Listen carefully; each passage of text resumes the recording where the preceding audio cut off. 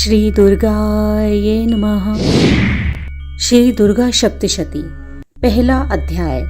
मेधा ऋषि का राजा सुरथ और समाधि को भगवती की महिमा बताते हुए मधु कैटव वध का प्रसंग सुनाना। विनियोग। ओम। प्रथम चरण के ब्रह्म ऋषि, महाकाली देवता, गायत्री छंद, नंदा शक्ति, रक्तदंतिका बीज, अग्नि तत्व और ऋग्वेद स्वरूप हैं। श्री महाकाली देवता की प्रसन्नता के लिए प्रथम चरित्र के जप में विनियोग किया जाता है। ध्यान। भगवान विष्णु के सो जाने पर मधु और कैटभ को मारने के लिए कमल जन्मा ब्रह्मा जी ने जिनका स्तवन किया था, उस महाकाली देवी का मैं सेवन करती हूँ। वे अपने 10 हाथों में खड्ग, चक्र, गदा, बाण, धनुष, परिघ, शूल, भुशुंडी, मस्तक और शंख धारण करती हैं। उनके 3 नेत्र हैं। वे समस्त अंगों में दिव्य आभूषणों से विभूषित हैं। उनके शरीर की कांति नीलमणि के समान है। वे 10 मुख और 10 पैरों से युक्त हैं। ओम चंडिका देवी को नमस्कार है। मार्कंडेय जी बोले, सूर्य के पुत्र सावर्णी, जो 8वें मनु कहे जाते हैं, उनकी उत्पत्ति की कथा विस्तार पूर्वक करता हूँ। सुनो। सूर्य कुमार महाभाग सावर्णी भगवती महामाया के अनुग्रह से जिस प्रकार मनवंतर के स्वामी हुए, वही प्रसंग सुनाता हूँ। पूर्व काल की बात है। स्वारोचिष मनवंतर में सुरथ नाम के एक राजा थे, जो चैत्र वंश में उत्पन्न हुए थे। उनका समस्त भूमंडल पर अधिकार था। वे प्रजा का अपने औरस पुत्रों की भांति धर्म पूर्वक पालन करते थे। तो भी उस समय कोलाध्वंशी नाम के क्षत्रिय उनके शत्रु हो गए। राजा सुरथ की दंड नीति बड़ी प्रबल थी। उनका शत्रुओं के साथ संग्राम हुआ। यद्यपि कोलाध्वंशी संख्या में कम थे, तो भी राजा सुरथ उनसे युद्ध में परास्त हो गए। तब वे युद्ध भूमि से अपने नगर को लौट आए और केवल अपने देश के राजा होकर रहने लगे। किंतु वहां भी उन प्रबल शत्रुओं ने उस समय महाभाग राजा सुरथ पर आक्रमण कर दिया। राजा का बल क्षीण हो चला था, इसलिए उनके दुष्ट, बलवान और दुरात्मा मंत्रियों ने वहां उनकी राजधानी में भी राजकीय सेना और खजाने को हथिया लिया। सुरथ का प्रभुत्व नष्ट हो चुका था, इसलिए वे शिकार खेलने के बहाने घोड़े पर सवार होकर वहां से अकेले ही एक घने जंगल में चले गए। वहां उन्होंने विप्रवर मेधा मुनि का आश्रम देखा, जहां कितने ही हिंसक जीव अपनी स्वाभाविक हिंसावृत्ति को छोड़कर परम शांत भाव से रहते थे। मुनि के बहुत से शिष्य उस वन की शोभा बढ़ा रहे थे।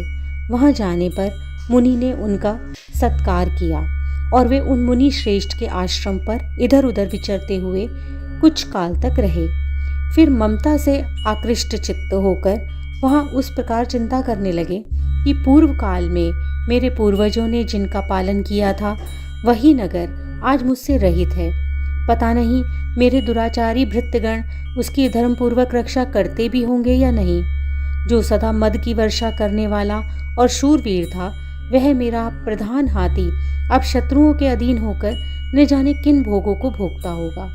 जो लोग मेरी कृपा, धन और भोजन पाने से सदा मेरे आगे पीछे चलते थे, वे निश्चय ही अब दूसरे राजाओं का अनुसरण करते होंगे। उन अपवयी लोगों के द्वारा सदा खर्च होते रहने के कारण अत्यंत कष्ट से जमा किया हुआ मेरा खजाना अब खाली हो गया होगा। ये तथा और भी ऐसी ही कितनी ही बातें राजा सुरथ निरंतर सोचते रहते थे। एक दिन उन्होंने वहां विप्रवर मेधा के आश्रम के निकट एक वैश्य को देखा और उससे पूछा, भाई तुम कौन हो? यहाँ तुम्हारे आने का क्या कारण है? तुम क्यों शोकग्रस्त और अनमने से दिखाई देते हो? राजा सुरथ का यह प्रेम पूर्वक कहा हुआ वचन सुनकर वैश्य ने विनीत भाव से उन्हें प्रणाम करके कहा। वैश्य बोला, राजन, मैं धनियों के कुल में उत्पन्न एक वैश्य हूँ। मेरा नाम समाधि है। मेरे दुष्ट स्त्री पुत्रों ने धन के लोभ में आकर मुझे घर से निकाल दिया है। मैं इस समय धन, स्त्री और पुत्रों से वंचित हूँ। मेरे विश्वसनीय बंधुओं ने मेरा ही धन लेकर मुझे दूर कर दिया है, इसलिए दुखी होकर मैं वन में चला आया हूँ। यहाँ रहकर मैं इस बात को नहीं जानता कि मेरे पुत्रों की, स्त्री की और स्वजनों की कुशल है भी या नहीं। इस समय घर में वे कुशल से रहते हैं या उन्हें कोई कष्ट है। वे मेरे पुत्र कैसे हैं? क्या वे सदाचारी हैं अथवा दुराचारी हो गए हैं? राजा ने कहा, जिन लोभी स्त्री पुरुष आदि ने धन के कारण तुम्हें घर से निकाल दिया, उनके प्रति तुम्हारे चित्त में इतना स्नेह का बंधन क्यों है? वैश्य बोला, आप मेरे विषय में जैसी बात कहते हैं वह सब ठीक है, किंतु क्या करूं, मेरा मन निष्ठुरता धारण नहीं करता। जिन्होंने धन के लोभ में पड़कर पिता के प्रति स्नेह, पति के प्रति प्रेम और आत्मीय जन के प्रति अनुराग को तिलांजलि दे दी, मुझे घर से निकाल दिया, उन्हीं के प्रति मेरे हृदय में इतना स्नेह है। महामते, गुणहीन बंधुओं के प्रति भी जो मेरा चित्त इस प्रकार प्रेम मग्न हो रहा है, यह क्या है? इस बात को मैं जानकर भी नहीं जान पाता। उनके लिए मैं लंबी सांसें ले रहा हूँ और मेरा हृदय अत्यंत दुखित हो रहा है। उन लोगों में प्रेम का सर्वथा अभाव है, तो भी उनके प्रति जो मेरा मन निष्ठुर नहीं हो पाता, उसके लिए मैं क्या करूं? मार्कंडेय जी कहते हैं, ब्राह्मण, तदंतर राजाओं में श्रेष्ठ सुरथ और वह समाधि नामक वैश्य दोनों साथ साथ मेधा मुनि की सेवा में उपस्थित हुए और उनके साथ यथा योग्य न्यायाकूल विनयपूर्ण वर्ताव करके बैठे।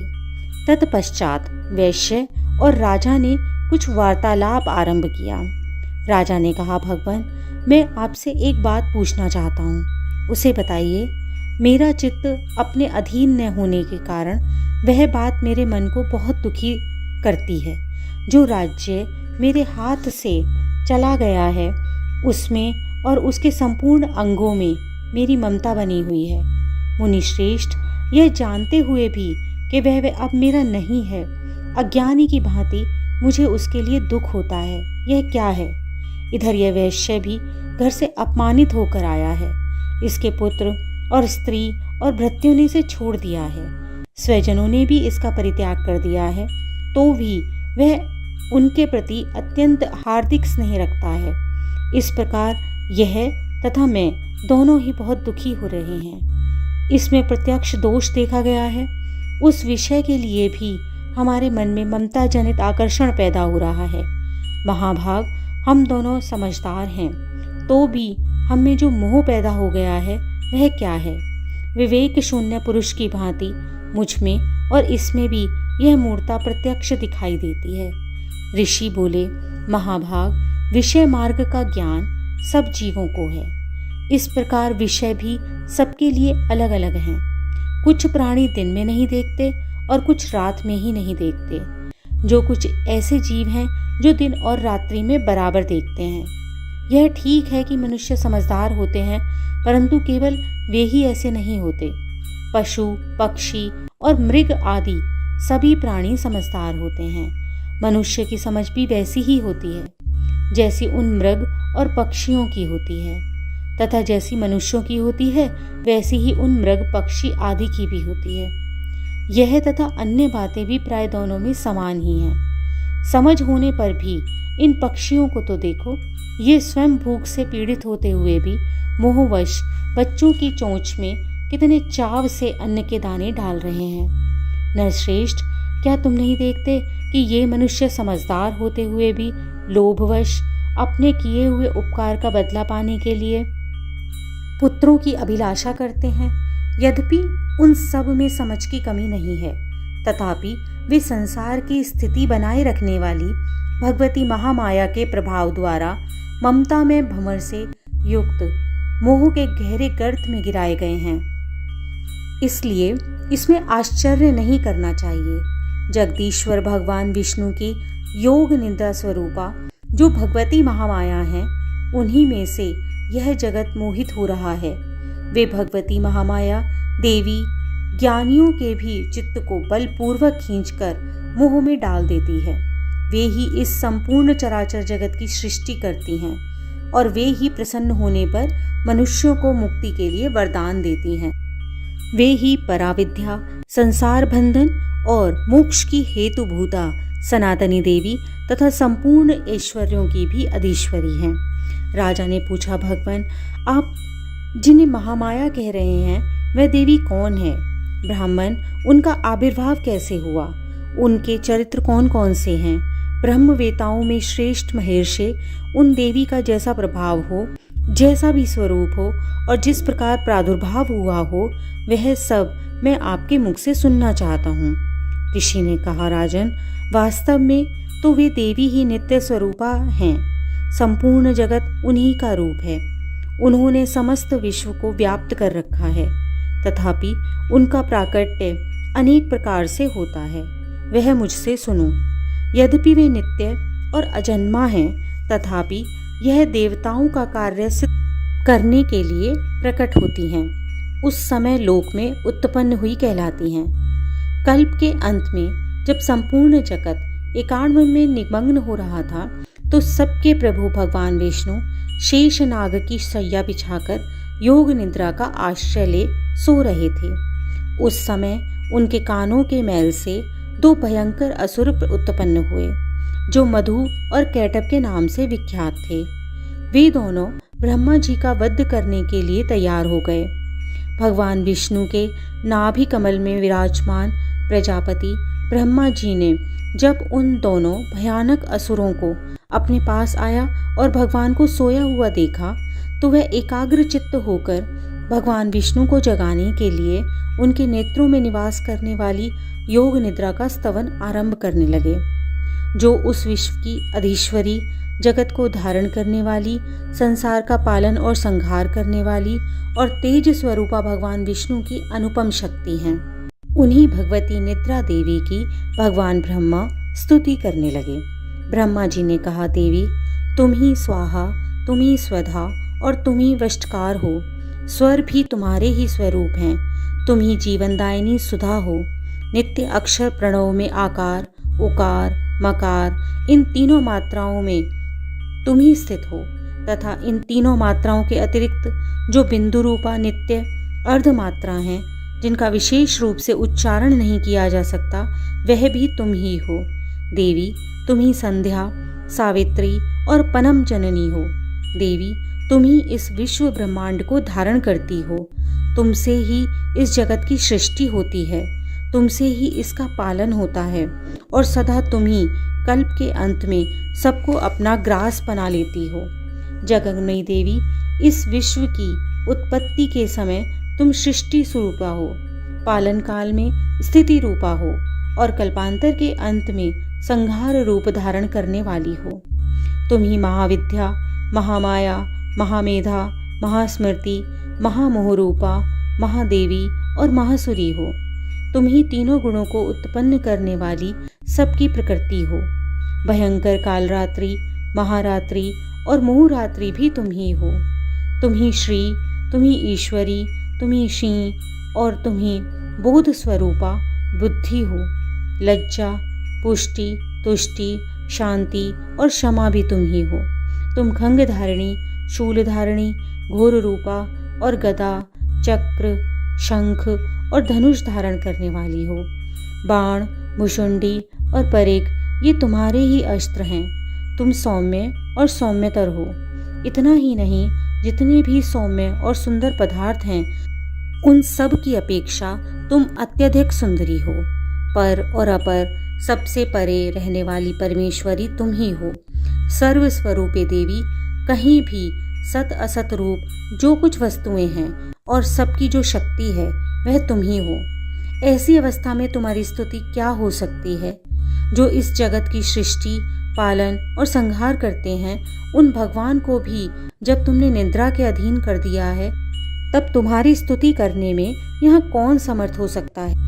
मुझको, भगवान शंकर को और भगवान विष्णु को तुमने ही शरीर धारण कराया है, अतः तुम्हारी स्तुति करने की शक्ति किसमें है? देवी, तुम तो अपने इस उदार प्रभावों से ही प्रशंसित हो। ये जो दोनों असुर मधु और कैटभ हैं, उनको मोह में डाल दो और जगदीश्वर भगवान विष्णु को शीघ्र ही जगा दो। साथ ही उनके भीतर इन महान असुरों को मार डालने की बुद्धि भी उत्पन्न कर दो। ऋषि कहते हैं, राजन, जब ब्रह्मा जी ने वहां मधु और कैटभ को मारने के उद्देश्य से भगवान विष्णु को जगाने के लिए तमोगुण की अधिष्ठात्री देवी योग निद्रा की इस प्रकार स्तुति की, तब वे भगवान के नेत्र, मुख, नसिका, बाहु, हृदय और वक्ष स्थल से निकलकर अव्यक्त जन्मा ब्रह्मा जी की दृष्टि के समक्ष खड़ी हो गईं। योग निद्रा से मुक्त होने पर जगत के स्वामी भगवान जनार्दन उस एकार्णव के जल के शेषनाग की सैया से जाग उठे। फिर उन्होंने उन दोनों असुरों को देखा। वे दुरात्मा मधु और कैटव अत्यंत बलवान और पराक्रमी थे और वे क्रोध से लाल आंखें किए ब्रह्मा जी को खा जाने के लिए उद्योग कर रहे थे। तब भगवान श्री हरि ने उठकर उन दोनों के साथ 5000 वर्षों तक केवल बाहु युद्ध किया। वे दोनों भी अत्यंत बल के कारण उन्मुख हो रहे थे। इधर महामाया ने उन्हें मोह में डाल रखा था, इसलिए वे भगवान विष्णु से कहने लगे, हम तुम्हारी वीरता से संतुष्ट हैं, तुम हम लोगों से कोई वर मांगो। श्री भगवान बोले, यदि तुम मुझ पर प्रसन्न हो तो मेरे हाथ से मारे जाओ, बस इतना ही वर मैं मांगता हूँ, यहाँ दूसरे किसी वर से क्या लेना है। ऋषि ने कहा। इस प्रकार धोखे में आ जाने पर जब उन्होंने संपूर्ण जगत में जल ही जल देखा, तब कमल नयन भगवान से कहा, जहाँ पृथ्वी जल में डूबी ना हो, जहाँ सूखा स्थान हो, वहीं हमारा वध करो। ऋषि कहते हैं, तब तथास्तु कहकर शंख, चक्र और गदा धारण करने वाले भगवान ने उन दोनों के मस्तक अपनी जांघ पर रखकर चक्र से काट डाले। इस प्रकार ये देवी महामाया ब्रह्मा जी की स्तुति करने पर स्वयं प्रकट हुई थीं। अब पुनः तुमसे उसके प्रभाव का वर्णन कहता हूँ, सुनो। इस प्रकार श्री मार्कंडेय जी पुराण में सारवणिक मनवंतर की कथा के अंतर्गत देवी महात्म्य में मधु कैटव बद्ध नाम का पहला अध्याय समाप्त हुआ। दूसरा अध्याय। श्री गणेशाय नमः। देवताओं के तेज से देवी का प्रादुर्भाव और महिषासुर की सेना का वध। विनियोग। ओम। मध्यम चरित्र के विष्णु ऋषि, महालक्ष्मी देवता, उष्णिक छंद, शाकंभरी शक्ति, दुर्गा बीज, वायु तत्व और यजुर्वेद स्वरूप हैं। श्री महालक्ष्मी जी की प्रसन्नता के लिए मध्यम चरित्र के पाठ में इनका विनियोग है। ध्यान। मैं कमल के आसन पर बैठी हुई प्रसन्न मुख वाली महिषासुर मर्दिनी भगवती लक्ष्मी जी का भजन करती हूँ, जो अपने हाथों में अक्षमाला, फरसा, गदा, वाण, वज्र, पद्म, धनुष, कुंडिका, दंड, शक्ति, खंग, ढाल, शंख, घंटा, मधुपात्र, शूल, पाश और चक्र धारण करती हैं। ऋषि कहते हैं, पूर्व काल में देवताओं और असुरों में पूरे 100 वर्षों तक घोर संग्राम हुआ था। उसमें असुरों का स्वामी महिषासुर था और देवताओं के नायक इंद्र थे। उस युद्ध में देवताओं की सेना महाबली असुरों से परास्त हो गई। संपूर्ण देवताओं को जीतकर महिषासुर इंद्र बन बैठा। तब पराजित देवता प्रजापति ब्रह्मा जी को आगे करके उस स्थान पर गए जहां भगवान शंकर और विष्णु विराजमान थे। देवताओं ने महिषासुर के पराक्रम और उनकी पराजय का यथावत वृतांत उन दोनों देवेश्वरों से विस्तार पूर्वक कह सुनाया। वे बोले, भगवान, महिषासुर सूर्य, इंद्र, अग्नि, वायु, चंद्रमा, यम, वरुण और अन्य देवताओं के भी अधिकार छीनकर स्वयं ही सबका अधिष्ठाता बन बैठा है और उस दुरात्मा महिष ने समस्त देवताओं को स्वर्ग से निकाल दिया है। अब वे मनुष्यों की भांति पृथ्वी पर विचरते हैं। दैत्यों की यह सारी करतूत हमने आप लोगों से कह सुनाई। अब हम आपकी ही शरण में आए हैं, उनके वध का कोई उपाय सोचिए। इस प्रकार देवताओं के वचन सुनकर भगवान विष्णु और शिव ने दैत्यों पर बड़ा क्रोध किया। उनकी भौहें तन गईं और मुख टेढ़ा हो गया। अब अत्यंत कोप से भरे हुए चक्रपाणी श्री विष्णु जी के मुख से एक महान तेज प्रकट हुआ। इसी प्रकार ब्रह्मा, शंकर और इंद्र आदि अनन्य देवताओं के शरीर से भी बड़ा भारी तेज निकला। वे सब मिलकर एक हो गए। महान तेज का वह पुंज जाज्वल्यमान पर्वत सा जान पड़ा। देवताओं ने देखा, वहां उसकी ज्वालाएं संपूर्ण दिशाओं में व्याप्त हो रही थीं। संपूर्ण देवताओं के शरीर से प्रकट हुए उस तेज की कहीं तुलना नहीं थी। एकत्रित होने पर वह एक नारी के रूप में परिणित हो गया और अपने प्रकाश से तीनों लोकों में व्याप्त जान पड़ा। भगवान शंकर का जो तेज था उससे उस देवी का मुख प्रकट हुआ। यमराज के तेज से उसके सिर में बाल निकल आए। श्री विष्णु भगवान के तेज से उसकी भुजाएं उत्पन्न हुई। चंद्रमा के तेज से दोनों स्तनों का और इंद्र के तेज से मध्य भाग का प्रादुर्भाव हुआ। वरुण के तेज से जंघा और पिंडली तथा पृथ्वी के तेज से नितंब भाग प्रकट हुआ। ब्रह्मा जी के तेज से दोनों चरण, सूर्य के तेज से उसकी उंगलियां हुईं, पशुओं के तेज से हाथों की उंगलियां और कुबेर के तेज से नासिका प्रकट हुई। उस देवी के दांत प्रजापति के तेज से और तीनों नेत्र अग्नि के तेज से प्रकट हुए थे। उसकी भौहें संध्या के और कान वायु के तेज से उत्पन्न हुए थे। इसी प्रकार अनन्य देवताओं के तेज से भी उस कल्याणमयी देवी का आविर्भाव हुआ। तदंतर समस्त देवताओं के तेज पुंज से प्रकट हुई देवी को देखकर महिषासुर के सताए हुए देवता बहुत प्रसन्न हुए। पिनाकधारी भगवान शंकर ने अपने शूल से एक शूल निकालकर उन्हें दिया। फिर भगवान विष्णु ने अपने चक्र से एक चक्र उत्पन्न करके भगवती को अर्पण किया। वरुण ने भी शंख भेंट किया। अग्नि ने उन्हें शक्ति दी। वायु ने धनुष और बाण से भरे 2 तरकश प्रदान किए। सहस्त्र नेत्रों वाले देवराज इंद्र ने अपने वज्र से वज्र उत्पन्न करके दिया। एरावत हाथी से उतारकर एक घंटा भी प्रदान किया। यमराज ने काल दंड से दंड, वरुण ने पाश, प्रजापति ने स्फटिक काक्ष की माला, ब्रह्मा जी ने कमंडलू भेंट किया।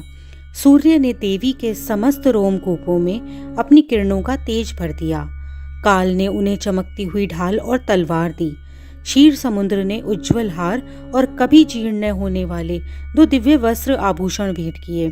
साथ ही उन्होंने दिव्य चूड़ामणि, 2 कुंडल, कड़े, उज्ज्वल अर्धचंद्र, सब बाहुओं के लिए केयूर, दोनों चरणों के लिए निर्मल नुपुर, गले की सुंदर हंसली और सब उंगलियों में पहनने के लिए रत्नों की बनी अंगूठियां भी थीं।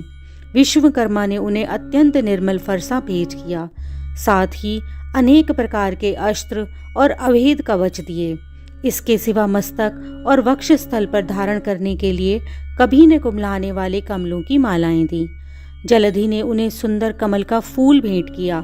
हिमालय ने सवारी के लिए सिंह और भांति भांति के रत्न समर्पित किए।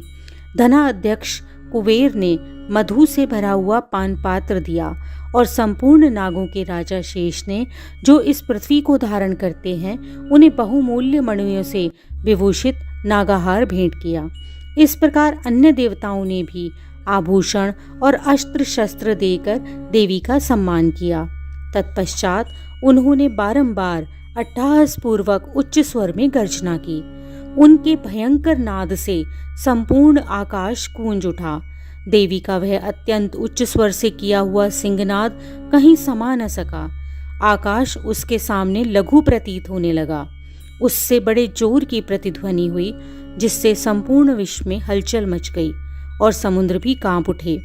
पृथ्वी डोलने लगी और समस्त पर्वत हिलने लगे। उस समय देवताओं ने अत्यंत प्रसन्नता के साथ सिंहवाहिनी भवानी से कहा, देवी तुम्हारी जय हो। साथ ही महर्षियों ने भक्ति भाव से विनम्र होकर उनका स्तवन किया। संपूर्ण त्रिलोकी को शोभग्रस्त देखकर दैत्यगण अपनी समस्त सेना को कवच आदि से सुसज्जित कर हाथों में हथियार ले सहसा उठकर खड़े हो गए। उस समय महिषासुर ने बड़े क्रोध में आकर कहा, यह क्या हो रहा है? फिर वह संपूर्ण असुरों से घिरकर उस सिंहनाद की ओर लक्ष्य करके दौड़ा और आगे पहुंचकर उसने देवी को देखा, जो अपनी प्रभा से तीनों लोकों को प्रकाशित कर रही थी। उनके चरणों के भार से पृथ्वी दबी जा रही थी। माथे के मुकुट से आकाश में रेखा सी खिंच रही थी और वे अपने धनुष की टंकार से 7 पतालों को शुद्ध किए देती थी। देवी अपनी हजारों भुजाओं से संपूर्ण दिशाओं को आच्छादित करके खड़ी थी। तदंतर उनके साथ दैत्यों का युद्ध छिड़ गया। नाना प्रकार के अस्त्र शस्त्रों के प्रहार से संपूर्ण दिशाएं उद्दासित होने लगीं। चिक्षुर नामक महान असुर महिषासुर का सेनानायक था। वह देवी के साथ युद्ध करने लगा। अन्य दैत्यों की चतुरांगनी सेना साथ लेकर चामर भी लड़ने लगा। 60,000 रथियों के साथ आकर उदर्ग नामक महादैत्य ने लोहा लिया। 1 करोड़ रथियों को साथ लेकर महाहनु नामक दैत्य युद्ध करने लगा, जिसके रोएं तलवार के समान तीखे थे। वह असिलोमा नाम का महादैत्य 5 करोड़ रथी सैनिकों सहित युद्ध में आ डटा। 60 लाख रथियों से घिरा हुआ वाशकल नामक दैत्य भी उस युद्ध भूमि में लड़ने लगा। परिवारित नामक राक्षस हाथी सवार और घुड़सवारों के अनेक दलों तथा 1 करोड़ रथियों की सेना लेकर युद्ध करने लगा। विडाल नामक दैत्य 5 अरब रथियों से घिरकर लोहा लेने लगा। इनके अतिरिक्त और भी हजारों महादैत्य रथ, हाथी और घोड़ों की सेना लेकर वहां देवी के साथ युद्ध करने लगे। स्वयं महिषासुर उस रणभूमि में कोटि कोटि सहस्त्र रथ, हाथी और घोड़ों की सेना से घिरा हुआ खड़ा था। वे दैत्य देवी के साथ तोमर, भिंदीपाल, शक्ति, मूसल, खड़ग, परशु और पट्टिश आदि अस्त्र शस्त्रों का प्रहार करते हुए युद्ध कर रहे थे। कुछ दैत्यों ने उन पर शक्ति का प्रहार किया, कुछ लोगों ने पाश फेंके तथा कुछ दूसरे दैत्यों ने खड़ग प्रहार करके देवी को मार डालने का उद्योग किया। देवी ने क्रोध में भरकर खेल खेल में ही अपने अस्त्र शस्त्रों की वर्षा करके दैत्यों के वे समस्त अस्त्र शस्त्र काट डाले। उनके मुख पर परिश्रम या थकावट का रंच मात्र भी चिन्ह नहीं था। देवता और ऋषि उनकी स्तुति करते थे तथा वे भगवती परमेश्वरी दैत्यों के शरीरों पर अस्त्र शस्त्र की वर्षा करती रही। देवी का वाहन सिंह भी क्रोध में भरकर गर्दन के बालों को झटकता हुआ असुरों की सेना में इस प्रकार विचरने लगा मानो वनों में दावानल फैल रहा हो। रणभूमि में दैत्यों के साथ युद्ध करती हुई अंबिका देवी ने जितने निश्वास छोड़े वे सभी तत्काल हजारों सैकड़ों गणों के रूप में प्रकट हो गए और परशु, भिंदीपाल, खंग, पट्टिश आदि शस्त्रों द्वारा असुरों का सामना करने लगे। देवी की शक्ति से बड़े हुए वे गण असुरों का नाश करते हुए नगाड़ा और शंख आदि बाजे बजाने लगे। उस संग्राम महोत्सव में कितने ही गण मृदंग बजा रहे थे। तदंतर देवी ने त्रिशूल से, गदा से, शक्ति की वर्षा से और खड़ग आदि से सैकड़ों महादैत्यों का संहार कर डाला। कितनों को घंटे के भयंकर नाद से मूर्छित करके मार गिराया। बहुतेरे दैत्यों को पाश से बांधकर धरती पर घसीटा। कितने ही दैत्य उनकी तीखी तलवार की मार से 2-2 टुकड़े हो गए। कितने ही गदा की चोट से घायल होकर पृथ्वी पर सो गए। कितने ही मूसल की मार से अत्यंत आहत होकर रक्त वमन करने लगे। कुछ दैत्य शूल से छाती फट जाने के कारण पृथ्वी पर ढेर हो गए। उस रणांगंग में बाण समूहों की वृष्टि से कितने ही असुरों की कमर टूट गई। बाज की तरह झपटने वाले देव पीड़क दैत्यगण अपने प्राणों से हाथ धोने लगे। किन्हीं की बाहें छिन्न भिन्न हो गईं। कितने ही महादैत्य जांघें कट जाने पर पृथ्वी पर गिर पड़े। कितनों के ही देवी ने एक बाह, एक पैर और एक नेत्र वाले करके 2 टुकड़ों में चीर डाला। कितने ही दैत्य मस्तक कट जाने पर भी गिरकर फिर उठ जाते और केवल धड़ के रूप में अच्छे अच्छे हथियार हाथ में लेकर देवी के साथ युद्ध करने लगते थे। दूसरे कबंध बाजों की लय पर नाचते थे। कितने ही बिना सिर के धड़ हाथों में खंग और शक्ति और सृष्टि लिए दौड़ते थे और दूसरे दूसरे महादैत्य ठहरो ठहरो यह कहते हुए देवी को युद्ध के लिए ललकार रहे थे। जहाँ वह घोर संग्राम हुआ था वहाँ की धरती देवी के गिराए हुए रथ, हाथी, घोड़े और असुरों की लाशों से ऐसे पट गई थी कि वहां पर चलना फिरना असंभव हो गया था। दैत्यों की सेना में हाथी, घोड़े और असुरों के शरीर से इतनी अधिक मात्रा में रक्तपात हुआ कि थोड़ी ही देर में वहां खून की बड़ी बड़ी नदियां बहने लगीं। जगदम्बा ने असुरों की विशाल सेना को क्षण भर में नष्ट कर दिया, ठीक उसी तरह जैसे तृण और काठ के भारी ढेर को आग कुछ ही क्षणों में भस्म कर देती है। और वह सिंह भी गर्दन के बालों को हिला हिलाकर जोर जोर से गर्जना करता हुआ दैत्यों के शरीरों से मानो उनके प्राण ही चुने लेता था। वहां देवी के गणों ने भी उस महादैत्यों के साथ ऐसा युद्ध किया जिससे आकाश में खड़े हुए देवतागण उन पर बहुत संतुष्ट हुए और फूल बरसाने लगे। इस प्रकार श्री मार्कंडेय जी पुराण में सार्वणिक मनवंतर की कथा के अंतर्गत देवी महात्म्य में महिषासुर की सेना का वध नामक यह दूसरा अध्याय संपूर्ण हुआ। बोल देवी मैया की जय। तीसरा अध्याय सेनापतियों सहित महिषासुर का वध। ध्यान। जगदम्बा के श्री अंगों की कांति उदय काल के सहस्त्रों सूर्यों के समान है। वे लाल रंग की रेशमी साड़ी पहने हुए हैं। उनके गले में मुंडमाला शोभा पा रही है। दोनों स्तनों पर रक्त चंदन का लेप लगा हुआ है। वे अपने कर कमलों में जपमालिका, विद्या और अभय तथा वर नामक मुद्राएं धारण किए हुए हैं। 3 नेत्रों से सुशोभित मुखार विंद की बड़ी शोभा हो रही है।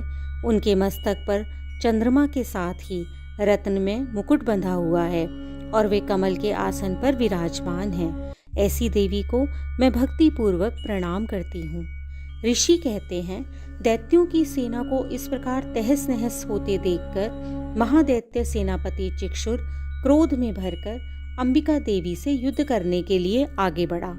वह असुर रणभूमि में देवी के ऊपर इस प्रकार बाणों की वर्षा करने लगा जैसे बादल मेरुगिरी के शिखर पर पानी की धार बरसा रहा हो।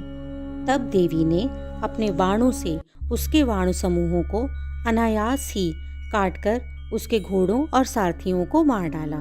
साथ ही उसके धनुष और अत्यंत ऊंची ध्वजा को भी तत्काल काट गिराया। धनुष कट जाने पर उसके अंगों को अपने वाणों से बींध डाला। धनुष, रथ, घोड़े और सारथी के नष्ट हो जाने पर वह असुर ढाल और तलवार लेकर देवी की ओर दौड़ा। उसने तीखी धार वाली तलवार से सिंह के मस्तक पर चोट करके देवी की भी बाईं भुजा में बड़े वेग से प्रहार किया। राजन, देवी की बाह पर पहुंचते ही वह तलवार टूट गई। फिर तो क्रोध से लाल आंखें करके उस राक्षस ने शूल हाथ में ले लिया और उस महादैत्य ने भगवती भद्रकाली के ऊपर चलाया। वह शूल आकाश में गिरते हुए सूर्यमंडल की भांति अपने तेज से प्रज्वलित हो उठा। उस शूल को अपनी ओर आता हुआ देखकर देवी ने भी शूल का प्रहार किया। उससे राक्षस के शूल के सैकड़ों टुकड़े हो गए। साथ ही महादैत्य चिक्षुर की भी धज्जियां उड़ गईं और वह प्राणों से हाथ धो बैठा। महिषासुर के सेनापति उस महापराक्रमी चिक्षुर के मारे जाने पर देवताओं को पीड़ा देने वाला चामर हाथी पर चढ़कर आया। उसने भी देवी के ऊपर शक्ति का प्रहार किया, किंतु जगदम्बा ने अपने ऊपर हुंकार से ही आहत और निष्प्रभ करके तत्काल पृथ्वी पर गिरा दिया। शक्ति टूटकर गिरी हुई देखकर चामर को बड़ा क्रोध हुआ। अब उसने शूल चलाया, किंतु देवी ने उसे भी अपने बाणों द्वारा काट डाला। इतने में ही देवी का सिंह उछलकर हाथी के मस्तक पर चढ़ बैठा और उस दैत्य के साथ खूब जोर लगाकर बाहुयुद्ध करने लगा। वे दोनों लड़ते लड़ते हाथी से पृथ्वी पर आ गए और अत्यंत क्रोध में भरकर एक दूसरे पर भयंकर प्रहार करते हुए लड़ने लगे। तदंतर सिंह बड़े वेग से आकाश की ओर उछला और उधर से गिरते हुए उसने पंजों की मार से चामर का सिर धड़ से अलग कर दिया। उसी प्रकार उदर्ग भी शिला और वृक्ष आदि की मार खाकर रणभूमि में देवी के हाथ से मारा गया और कराल भी दांतों, मुक्कों और थप्पड़ों की चोट से धराशायी हो गया। क्रोध में भरी हुई देवी ने गदा की चोट से उद्धत का कचूमर निकाल दिया। भिंदीपाल से वाशकल को और बाणों से ताम्र और अंधक को मौत के घाट उतार दिया। 3 नेत्रों वाली परमेश्वरी ने त्रिशूल से उग्रास्य, उग्रवीर्य और महाहनु नामक दैत्यों को मार डाला। तलवार की चोट से विडाल के मस्तक को धड़ से काट गिराया। दुर्धर और दुर्मुख इन दोनों को भी अपने वाणों से यमलोक भेज दिया। इस प्रकार अपनी सेना का संहार होते देख महिषासुर ने भैंसे का रूप धारण करके देवी के गणों को त्रास देना आरंभ कर दिया। किन्हीं को निथुन से मारकर, किन्हीं के ऊपर खुरों का प्रहार करके, किन्हीं किन्हीं को पूंछ से चोट पहुंचाकर, कुछ को सींगों से विदीर्ण करके, कुछ गणों को वेग से, किन्हीं को सिंहनाद से, कुछ को चक्कर देकर और कितनों को निश्वास वायु के झोंके से धराशायी कर दिया। इस प्रकार गणों की सेना को गिराकर वह असुर महादेवी के सिंह को मारने के लिए झपटा। उससे जगदम्बा को बड़ा क्रोध हुआ। उधर महापराक्रमी महिषासुर भी क्रोध में भरकर धरती को खुरों से खोदने लगा और अपने सींगों से ऊंचे ऊंचे पर्वतों को उठाकर फेंकने और गरजने लगा। उसके वेग से चक्कर देने के कारण पृथ्वी क्षुब्ध होकर फटने लगी। उसकी पूंछ से टकराकर समुद्र सब ओर से धरती को डुबोने लगा। हिलते हुए सींगों से आहत से विदीर्ण होकर बादलों के टुकड़े टुकड़े हो गए। उसके श्वास की प्रचंड वायु के वेग से उड़े हुए सैकड़ों पर्वत आकाश में गिरने लगे। इस प्रकार क्रोध में भरे हुए उस महादैत्य को अपनी ओर आता देखकर चंडिका ने उसका वध करने के लिए महान क्रोध किया। उन्होंने पाश फेंक कर उस महान असुर को बांध लिया। उस महासंग्राम में बंध जाने पर उसने भैंसे का रूप त्याग दिया, अब तत्काल सिंह के रूप में प्रकट हो गया। उस अवस्था में जगदम्बा ज्यों ही उसका मस्तक काटने के लिए उद्यत हुई, त्यों ही वह एक खड्गधारी पुरुष के रूप में दिखाई देने लगा। तब देवी ने तुरंत ही बाणों की वर्षा करके ढाल और तलवार के साथ उस पुरुष को भी बींध डाला। इतने में ही वह महान गजराज के रूप में परिणित हो गया तथा अपनी सूंड से देवी के विशाल सिंग को खींचने और गरजने लगा। खींचते समय देवी ने तलवार से उसकी सूंड काट डाली। तब उस महादैत्य ने पुनः भैंसे का रूप धारण कर लिया। पहले की ही भांति चराचर प्राणियों सहित तीनों लोगों को व्याकुल करने लगा। तब क्रोध में भरी हुई जगन्माता चंडिका बारंबार उत्तम मधु का पान करने और लाल आंखें करके हंसने लगी। उधर वह बल और पराक्रम से मद में उन्मत्त हुआ राक्षस गरजने लगा और अपने सींगों से चंडी के ऊपर पर्वतों को फेंकने लगा। उस समय देवी उसके पर्वतों को अपने बाणों के समूह से चूर्ण करती हुई बोली। बोलते समय उसका मुख मधु के मद से लाल हो रहा था और वाणी लड़खड़ा रही थी। देवी ने कहा, ओ मूढ़, जब तक मैं मधु पीती हूँ, जब तक तू क्षण भर के लिए खूब गरज ले। मेरे हाथ से यहीं तेरी मृत्यु हो जाने पर अब शीघ्र ही देवता भी गर्जना करेंगे। ऋषि कहते हैं, यूं कहकर देवी उछली और उस महादैत्य के ऊपर चढ़ गई। फिर अपने पैर से उन्हें दबाकर शूल से उसके कंठ में आघात किया। उनके पैर से दबा होने पर भी महिषासुर अपने मुख से अभी आधे शरीर से ही बाहर निकलने पाया था कि देवी ने अपने प्रभाव से उसे रोक दिया। आधा निकला होने पर भी वह महादैत्य देवी से युद्ध करने लगा। तब देवी ने बहुत बड़ी तलवार से उसका मस्तक काट गिराया। फिर तो हाहाकार करती हुई दैत्यों की भारी सेना भाग गई और संपूर्ण देवता अत्यंत प्रसन्न हो गए। देवताओं ने दिव्य महर्षियों के साथ दुर्गा देवी का स्तवन किया। गंधर्व राज गाने लगे और अप्सराएं नृत्य करने लगीं। इस प्रकार श्री मार्कंडेय जी पुराण में सार्वणिक मनवंतर की कथा के अंतर्गत देवी महात्म्य में महिषासुर वध नामक तीसरा अध्याय संपूर्ण हुआ। बोलो देवी मैया की जय। चौथा अध्याय, इंद्र आदि देवताओं द्वारा देवी की स्तुति। ध्यान। सिद्धि की इच्छा रखने वाले पुरुष जिनकी सेवा करते हैं तथा देवता जिन्हें सब ओर से घेरे रहते हैं, उन जया नाम वाली दुर्गा देवी का मैं ध्यान करता हूँ। उनके श्री अंगों की आभा काले मेघ के समान श्याम है। वे अपने कटाक्षों से शत्रु समूह को भय प्रदान करती हैं। उनके मस्तक पर आबद्ध चंद्रमा की रेखा शोभा पाती है। वे अपने हाथ में शंख, चक्र, कृपाण और त्रिशूल धारण करती हैं। उनके 3 नेत्र हैं। वे सिंह के कंधे पर चढ़ी हुई हैं और अपने तेज से तीनों लोगों को परिपूर्ण करती हैं। ऋषि कहते हैं, अत्यंत पराक्रमी दुरात्मा महिषासुर तथा उसकी दैत्य सेना के देवी के हाथ से मारे जाने पर इंद्र आदि देवता प्रणाम के लिए गर्दन और कंधे झुकाकर उस भगवती दुर्गा का उत्तम वचनों द्वारा स्तवन करने लगे। उस समय उनके सुंदर अंगों में अत्यंत हर्ष के कारण रोमांच हो आया था।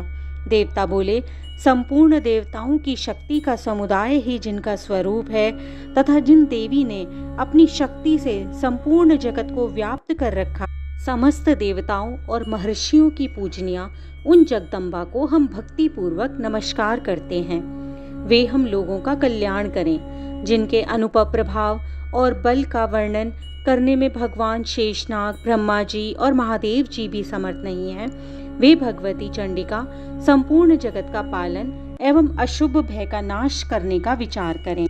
जो पुण्यात्माओं के घरों में स्वयं ही लक्ष्मी रूप से, पापियों के यहाँ दरिद्रता रूप से, शुद्ध अंतःकरण वाले पुरुषों के हृदय में बुद्धि रूप से, सत्पुरुषों के श्रद्धा रूप से तथा कुलीन मनुष्य में लज्जा रूप से निवास करती हैं, आप उन भगवती दुर्गा को हम नमस्कार करते हैं। देवी, आप संपूर्ण विश्व का पालन कीजिए। देवी, आपके इस अचिंतन्य रूप का, असुरों का नाश करने वाले भारी पराक्रम का तथा समस्त देवताओं और दैत्यों के समक्ष युद्ध में प्रकट किए हुए आपके अद्भुत चरित्रों का हम किस प्रकार वर्णन करें। आप संपूर्ण जगत की उत्पत्ति में कारण हैं। आप में सत्वगुण, रजोगुण और तमोगुण, ये तीनों गुण मौजूद हैं, तो भी दोषों के साथ आपका संसर्ग नहीं जान पड़ता। भगवान विष्णु और महादेव आदि देवता भी आपका पार नहीं पाते। आप ही सबका आश्रय हैं। यह समस्त जगत आपका अंशभूत है, क्योंकि आप सबकी आदिभूत अव्याक्ता परा प्रकृति हैं। देवी, संपूर्ण यज्ञों में जिसके उच्चारण से सब देवता तृप्ति लाभ पाते हैं, वह स्वतः आप ही हैं। इसके अतिरिक्त आप पितरों की भी तृप्ति का कारण हैं। अतएव सब लोग आपको स्वधा भी कहते हैं। देवी, जो मोक्ष की प्राप्ति का साधन है, अचिंतन्य महाव्रत स्वरूपा हैं, समस्त दोषों से रहित, जितेंद्रिय, तत्व को ही सार वस्तु मानने वाले तथा मोक्ष की अभिलाषा रखने वाले मुनिजन जिनका अभ्यास करते रहते हैं, वह भगवती पराविद्या आप ही हैं। आप शब्द स्वरूपा हैं। अत्यंत निर्मल ऋग्वेद, यजुर्वेद और उद्गीत के मनोहर पदों के पाठ से युक्त सामवेद का आधार आप ही हैं। आप देवी, त्रयी और भगवती हैं। इस विश्व की उत्पत्ति और पालन के लिए आप ही वार्ता के रूप में प्रकट हुई हैं। आप संपूर्ण जगत की घोर पीड़ा का नाश करने वाली हैं। हे देवी, जिससे समस्त शास्त्रों के सार का ज्ञान होता है, वह मेधा शक्ति आप ही हैं। दुर्गम भव सागर से पार उतारने वाली नौका रूप दुर्गा देवी भी आप ही हैं। आपकी कहीं भी आसक्ति नहीं है। कैठब के शत्रु भगवान विष्णु के वक्ष स्थल में एकमात्र निवास करने वाली भगवती लक्ष्मी तथा भगवान चंद्रशेखर द्वारा सम्मानित गौरी देवी आप ही हैं। आपका मुख मंद मुस्कान से सुशोभित, निर्मल, पूर्ण चंद्रमा के बिंब का अनुकरण करने वाला और उत्तम सुवर्ण की मनोहर कांति से कमनीय है।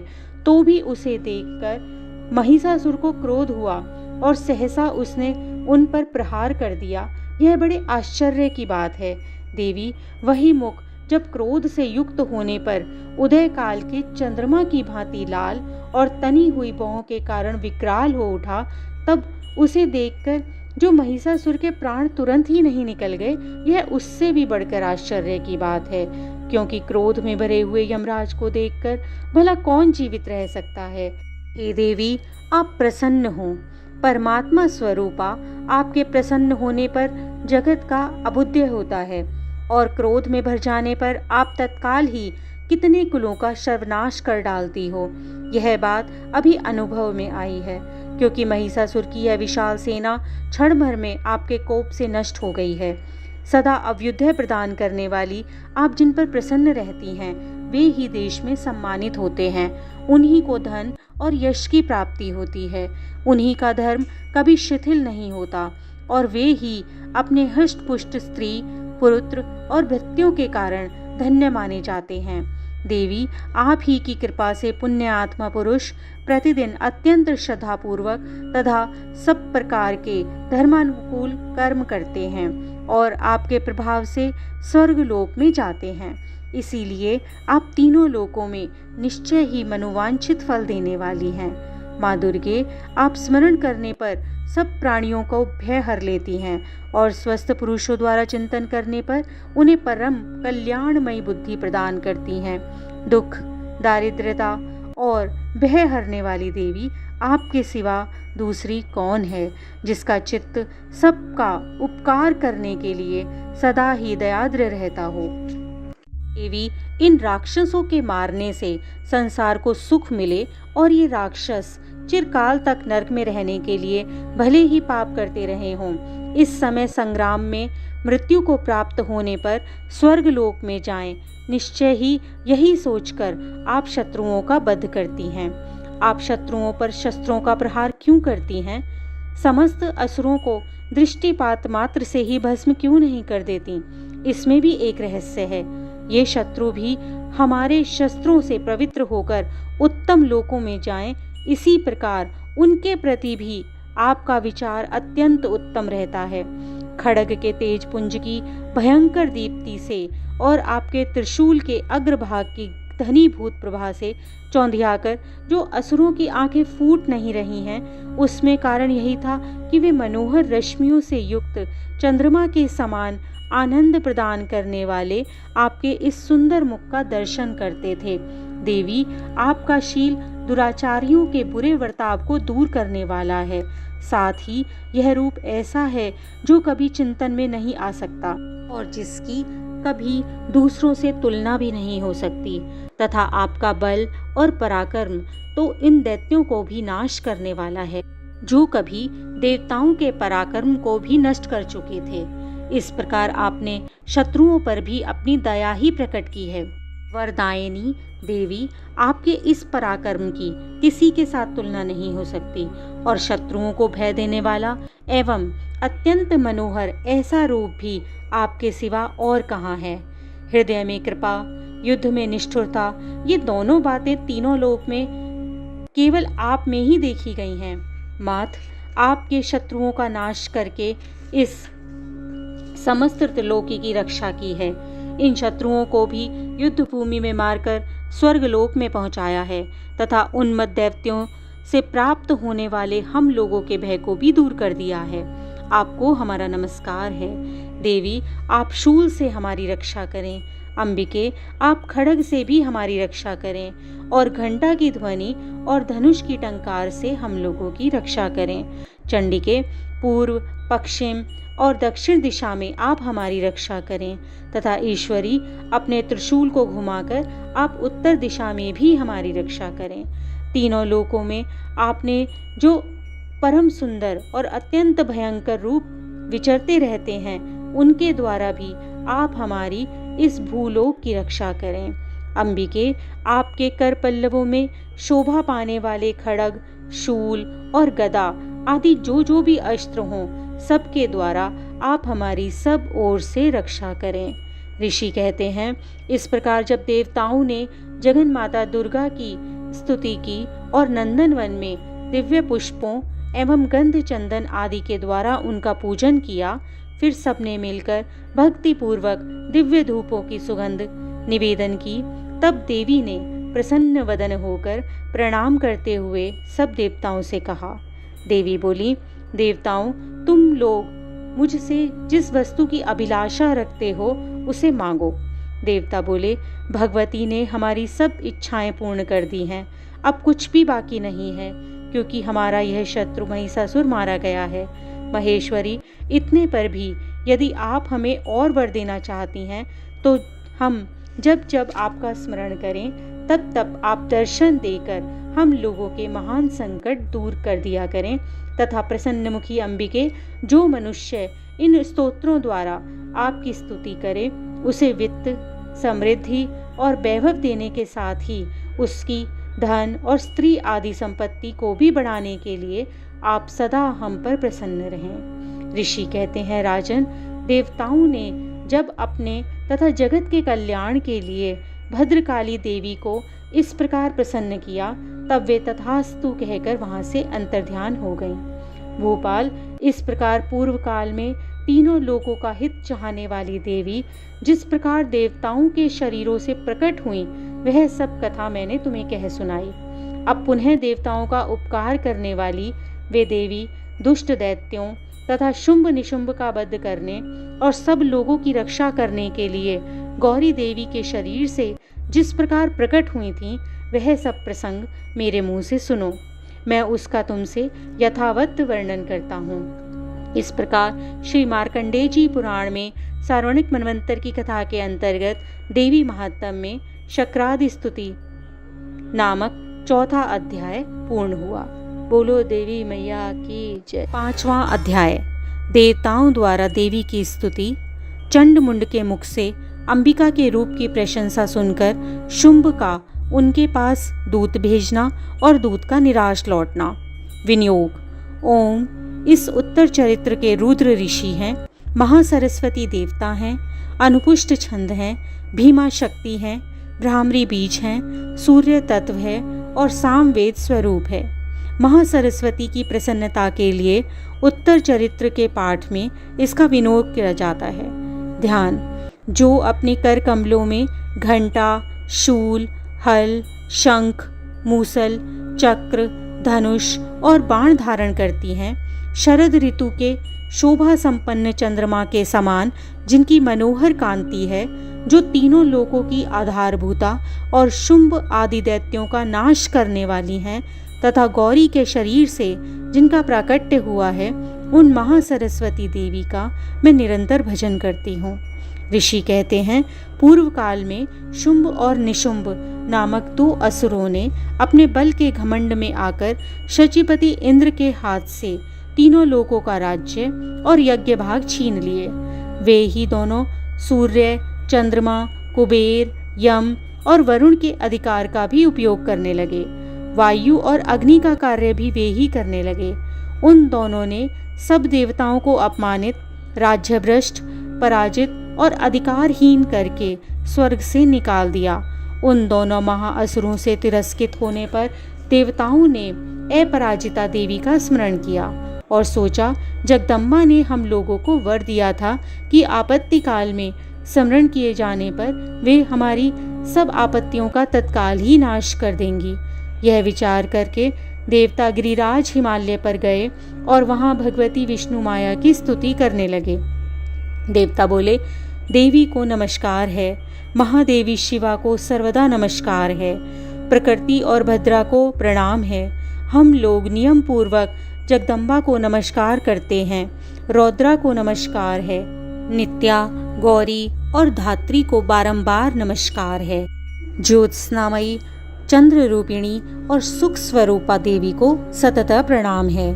शरणागतों का कल्याण करने वाली वृद्धि और सिद्धि रूपा देवी को हम बारंबार नमस्कार करते हैं। नेत्रेती राजाओं की लक्ष्मी तथा सर्वाणी स्वरूपा जगदम्बा को बारंबार नमस्कार है। दुर्गा, दुर्गपारा, सारा, सर्वकारिणी, ख्याति, कृष्णा और धूम्रा देवी को सर्वदा नमस्कार है। अत्यंत सौम्य और अत्यंत रौद्र रूपा देवी को हम नमस्कार करते हैं। उन्हें हमारा बारंबार नमस्कार है। जगत की आधारभूता कृति देवी को बारंबार नमस्कार है। जो देवी सब प्राणियों में विष्णु माया के नाम से कही जाती है, उनको नमस्कार, उनको नमस्कार, उनको बारंबार नमस्कार है। जो देवी सब प्राणियों में चेतना कहलाती है, उनको नमस्कार, उनको नमस्कार, उनको बारंबार नमस्कार है। जो देवी सब प्राणियों में बुद्धि रूप से स्थित है, उन्हें नमस्कार, उनको नमस्कार, उनको बारंबार नमस्कार है। जो देवी सब प्राणियों में निद्रा रूप में स्थित है, उनको नमस्कार, उनको नमस्कार, उनको बारंबार नमस्कार है। जो देवी सब प्राणियों में श्रुधा रूप से स्थित है, उसको नमस्कार, उनको नमस्कार, उनको बारंबार नमस्कार है। जो देवी सब प्राणियों में छाया रूप से स्थित है, उनको नमस्कार, उनको नमस्कार, उनको बारंबार नमस्कार है। जो देवी सब प्राणियों में शक्ति रूप से स्थित है, उनको नमस्कार, उनको नमस्कार, उनको बारंबार नमस्कार है। जो देवी सब प्राणियों में तृष्णा रूप से स्थित है, उसको नमस्कार, उसको नमस्कार, उसको बारंबार नमस्कार है। जो देवी सब प्राणियों में शांति या क्षमा रूप में स्थित है, उनको नमस्कार, उनको नमस्कार, उनको बारंबार नमस्कार है। जो देवी सब प्राणियों में जाति रूप से स्थित है, उनको नमस्कार, उनको नमस्कार, उनको बारंबार नमस्कार है। जो देवी सब प्राणियों में लज्जा रूप में स्थित है, उनको नमस्कार, उनको नमस्कार, उनको बारंबार नमस्कार है। जो देवी सब प्राणियों में शांति रूप में स्थित है, उनको नमस्कार, उनको नमस्कार, उनको बारंबार नमस्कार है। जो देवी सब प्राणियों में श्रद्धा रूप से स्थित है, उनको नमस्कार, उनको नमस्कार, उनको बारंबार नमस्कार है। जो देवी सब प्राणियों में कांति रूप से स्थित है, उनको नमस्कार, उनको नमस्कार, उनको बारंबार नमस्कार है। जो देवी सब प्राणियों में लक्ष्मी रूप से स्थित है, उनको नमस्कार, उनको नमस्कार, उनको बारंबार नमस्कार है। जो देवी सब प्राणियों में वृत्ति रूप से स्थित है, उनको नमस्कार, उनको नमस्कार, उनको बारंबार नमस्कार है। जो देवी सब प्राणियों में स्मृति रूप में स्थित है, उनको नमस्कार, उनको नमस्कार, उनको बारंबार नमस्कार है। जो देवी सब प्राणियों में दया रूप से स्थित है, उनको नमस्कार, उनको नमस्कार, उनको बारंबार नमस्कार है। जो देवी सब प्राणियों में तुष्टि रूप से स्थित है, उनको नमस्कार, उनको नमस्कार, उनको बारंबार नमस्कार है। जो देवी सब प्राणियों में माता रूप से स्थित है, उनको नमस्कार, उनको नमस्कार, उनको बारंबार नमस्कार है। जो देवी सब प्राणियों में भ्रांति रूप में स्थित है, उनको नमस्कार, उनको नमस्कार, उनको बारंबार नमस्कार है।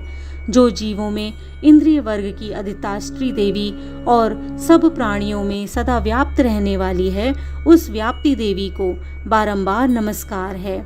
जो देवी चैतन्य रूप में उन संपूर्ण जगत को व्याप्त करके रखती है, उनको नमस्कार, उनको नमस्कार, उनको बारंबार नमस्कार है।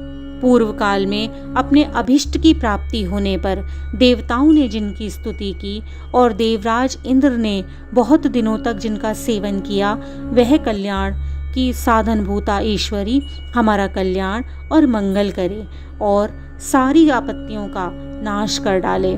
उद्दंड दैत्यों के सताए जाने पर हम सभी देवता जिन परमेश्वरी को इस समय नमस्कार करते हैं तथा जो भीतर से विनम्र पुरुषों द्वारा स्मरण किए जाने पर तत्काल ही संपूर्ण विपत्तियों का नाश कर देती हैं, वे जगदम्बा हमारा संकट दूर करें।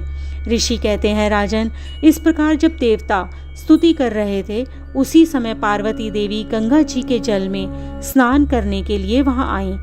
उन सुंदर बाहों वाली भगवती ने देवताओं से पूछा, आप लोग यहाँ किसकी स्तुति करते हैं?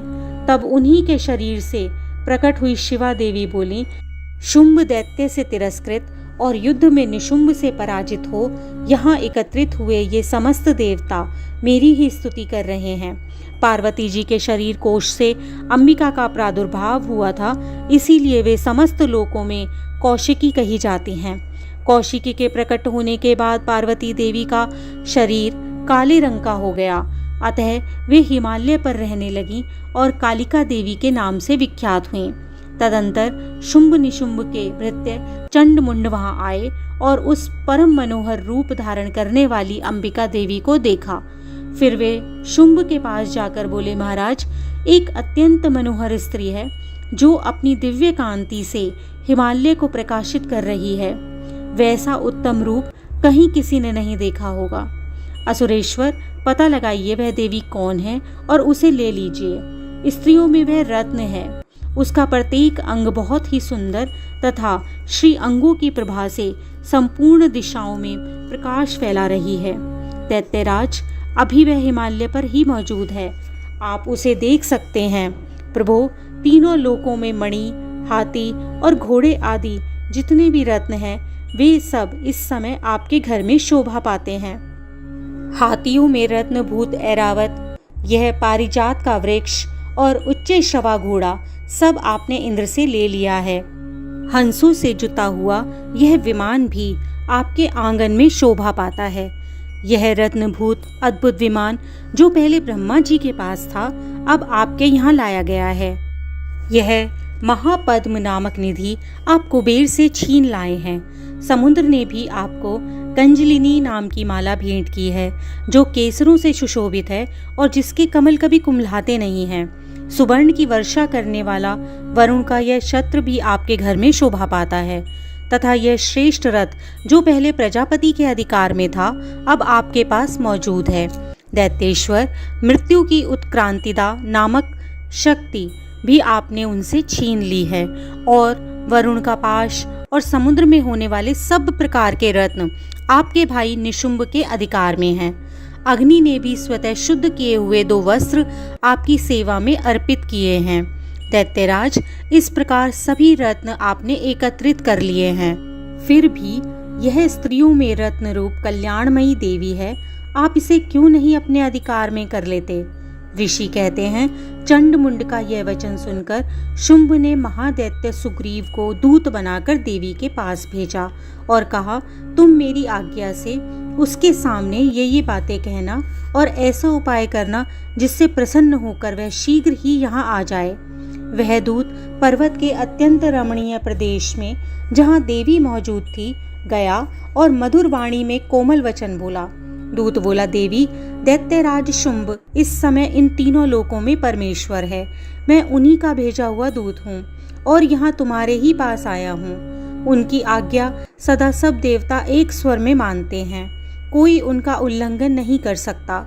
वे संपूर्ण देवताओं को परास्त कर चुके हैं। उन्होंने तुम्हारे लिए जो संदेश दिया है उसे सुनो। संपूर्ण त्रिलोकी मेरे अधिकार में है, देवता भी मेरी आज्ञा के अधीन चलते हैं। संपूर्ण यज्ञों के भागों में मैं पृथक पृथक भोगता हूँ। तीनों लोकों में जितने श्रेष्ठ रत्न हैं वे सब मेरे अधिकार में हैं। देवराज इंद्र का वाहन ऐरावत, जो हाथियों में रत्न के समान है, मैंने छीन लिया है। क्षीर सागर का मंथन करने से जो अश्व रत्न उच्चैश्रवा नामक अश्व प्रकट हुआ था, उसे देवताओं ने मेरे पैरों पर पड़कर मुझे समर्पित कर दिया है। सुंदरी, इसके अलावा और भी जितने रत्नभूत पदार्थ देवताओं, गंधर्वों और नागों के पास थे, वे सब मेरे ही पास आ गए हैं। देवी, हम लोग तुम्हें संसार की स्त्रियों में रत्न मानते हैं, अतः तुम हमारे पास आ जाओ, क्योंकि रत्नों का उपभोग करने वाले हम ही हैं। चंचल कटाक्षों वाली सुंदरी, तुम मेरी या मेरे भाई महापराक्रमी निशुंभ की सेवा में आ जाओ, क्योंकि तुम रत्न स्वरूपा हो। मेरा वरण करने से तुम्हें तुलना रहित महान ऐश्वर्य की प्राप्ति होगी। अपनी बुद्धि से यह विचार कर तुम मेरी पत्नी बन जाओ। ऋषि कहते हैं, दूत के यूं कहने पर कल्याणमयी भगवती दुर्गा देवी, जो इस जगत को धारण करती हैं, मन ही मन गंभीर भाव से मुस्कुराईं और बोली। देवी ने कहा, दूत, तुमने सत्य कहा है, इसमें तनिक भी मिथ्या नहीं है। निशुंभ तीनों लोकों का स्वामी है और शुंभ भी उसी के समान महापराक्रमी है, परंतु इस विषय में मैंने जो प्रतिज्ञा कर ली है उसे मिथ्या कैसे करूं? मैंने अपनी अल्प बुद्धि के कारण पहले से जो प्रतिज्ञा कर रखी है उसे सुनो। जो मुझे संग्राम में जीत लेगा, जो मेरे अभिमान को चूर्ण कर देगा और संसार में जो मेरे समान बलवान होगा, वही मेरा स्वामी होगा।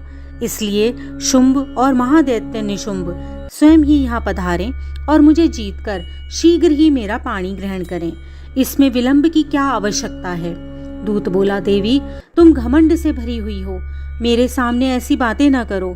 तीनों लोकों में कौन ऐसा पुरुष है जो शुंभ और निशुंभ के सामने खड़ा हो सके?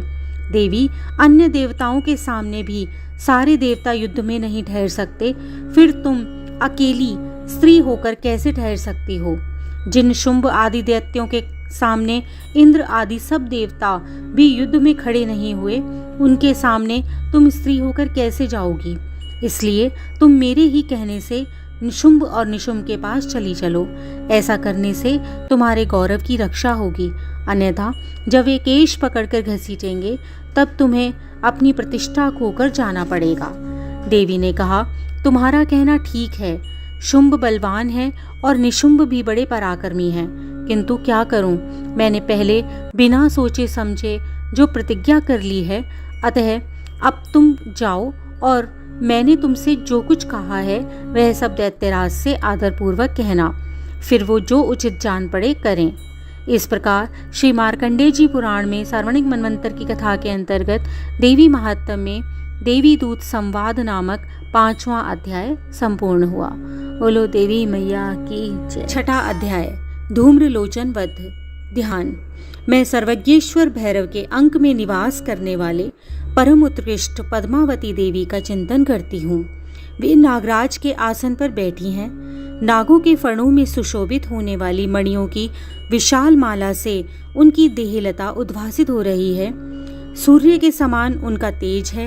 3 नेत्र उनकी शोभा बढ़ा रहे हैं। वे हाथों में माला, कुंभ, कपाल और कमल लिए हुए हैं और उनके मस्तक में अर्धचंद्र का मुकुट सुशोभित है। ऋषि कहते हैं, देवी का यह कथन सुनकर दूत को बड़ा अमर्ष हुआ और दैत्यराज के पास आकर सब समाचार विस्तार पूर्वक कह सुनाया। दूत के उस वचन को सुनकर दैत्यराज कुपित हो उठा और दैत्य सेनापति धूम्रलोचन से बोला, धूम्रलोचन, तुम शीघ्र अपनी सेना साथ लेकर जाओ और उस दुष्टा के केश पकड़कर घसीटते हुए बलपूर्वक यहाँ ले आओ। उसकी रक्षा करने के लिए यदि कोई दूसरा खड़ा हो तो चाहे वह देवता, यक्ष अथवा गंधर्व ही क्यों न हो, उसे अवश्य मार डालना। ऋषि कहते हैं, शुंभ के इस प्रकार आज्ञा देने पर वह धूम्रलोचन दैत्य 60,000 असुरों की सेना को साथ लेकर वहां से तुरंत चल दिया। वहां पहुंचकर उसने हिमालय पर रहने वाली देवी को देखा और ललकार कर कहा, अरे तू शुंभ निशुंभ के पास चल। यदि इस समय प्रसन्नता पूर्वक मेरे स्वामी के समीप नहीं चलेगी तो मैं बलपूर्वक झोंटा पकड़कर घसीटते हुए तुझे ले चलूंगा। देवी बोली, तुम्हें दैत्यों के राजा ने भेजा है। तुम स्वयं भी बलवान हो और तुम्हारे साथ विशाल सेना भी है। ऐसी दशा में यदि तुम बलपूर्वक मुझे ले चलोगे तो मैं तुम्हारा क्या कर सकती हूँ। ऋषि कहते हैं, देवी के यूं कहने पर असुर धूम्रलोचन उनकी ओर दौड़ा। तब अंबिका ने हुम शब्द के उच्चारण मात्र से उसे भस्म कर दिया। फिर तो क्रोध में भरी हुई दैत्यों की विशाल सेना और अंबिका ने एक दूसरे पर तीखे सहायकों, शक्तियों और फरसों की वर्षा आरंभ कर दी। इतने में ही देवी का वाहन सिंह क्रोध में भरकर भयंकर गर्जना करके गर्दन के बालों को हिलाता हुआ असुरों की सेना में कूद पड़ा। उसने कुछ दैत्यों को पंजों की मार से, कितनों को अपने जबड़ों से, कितने ही महादैत्यों को पटककर ओंठ की दाढ़ों से घायल करके मार डाला। उस सिंह ने अपने नखों से कितनों के पेट फाड़ डाले और थप्पड़ मारकर कितनों के सिर धड़ से अलग कर दिए। कितनों की भुजाएं और मस्तक काट डाले और अपनी गर्दन के बाल हिलाते हुए उसने दूसरे दैत्यों के पेट फाड़कर उनका रक्त चूस लिया। अत्यंत क्रोध में भरे हुए देवी के वाहन उस महाबली सिंह ने क्षण भर में ही असुरों की सारी सेना का संहार कर डाला। शुंभ ने जब सुना कि देवी ने धूम्रलोचन असुर को मार डाला तथा उसके सिंह ने सारी सेना का सफाया कर डाला, तब उस दैत्यराज को बड़ा क्रोध हुआ। उसके होठ कांपने लगे। उसने चंड और मुंड नाम के 2 महादैत्यों को आज्ञा दी, हे चंड और हे मुंड, तुम लोग अपनी इस बड़ी सेना को लेकर वहां जाओ। उस देवी के झोंटे पकड़कर अथवा उसे बांधकर शीघ्र यहाँ ले आओ। यदि इस प्रकार उनको लाने में संदेह हो तो युद्ध में सब प्रकार के अस्त्रों, शस्त्रों और समस्त आसुरी सेना का प्रयोग करके उसकी हत्या कर डालना। उस दुष्टा की हत्या होने और सिंह के भी मारे जाने पर उस अंबिका को बांधकर साथ ले शीघ्र ही लौट आना।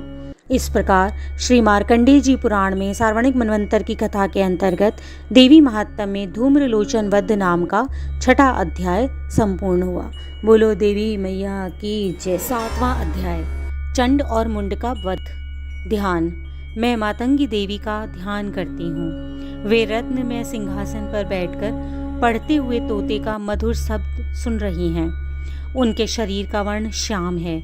वे अपना एक पैर कमल पर रखे हुए हैं और मस्तक पर अर्धचंद्र धारण करती हैं तथा कल्हार पुष्पों की माला धारण किए हुए वीणा बजाती हैं। उनके अंग में कसी हुई चोली शोभा पा रही है। वे लाल रंग की साड़ी पहने हुए, हाथ में शंख में पात्र लिए हुए हैं।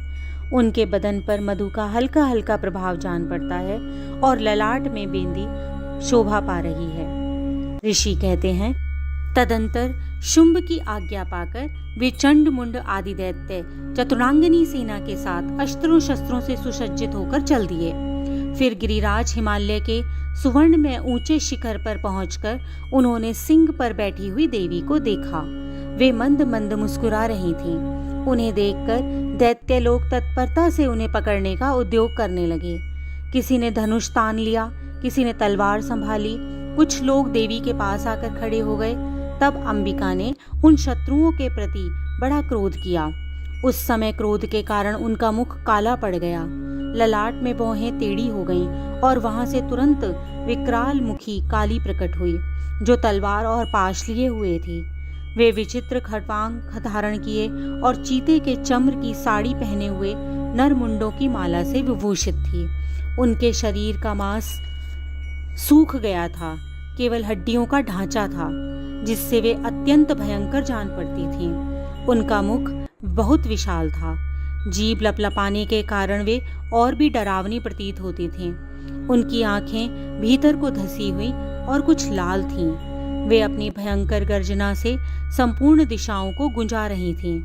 बड़े बड़े दैत्यों का वध करती हुई वे कालिका देवी बड़े वेग से दैत्यों की उस सेना पर टूट पड़ी और उन सबको भक्षण करने लगी। वे पाशर्व रक्षकों, अंकुशधारी महावतों, योद्धाओं और घंटा सहित कितने ही हाथियों को एक ही हाथ से पकड़कर मुख में डाल लेती थीं। इसी प्रकार घोड़े, रथ और सारथियों के साथ रथी सैनिकों को मुंह में डालकर वे उन्हें बड़े भयानक रूप से चबा डालती थीं। किसी के बाल पकड़ लेती, किसी का गला दबा देती, किसी को पैरों से कुचल डालती और किसी को छाती के धक्के से गिराकर मार डालती थीं।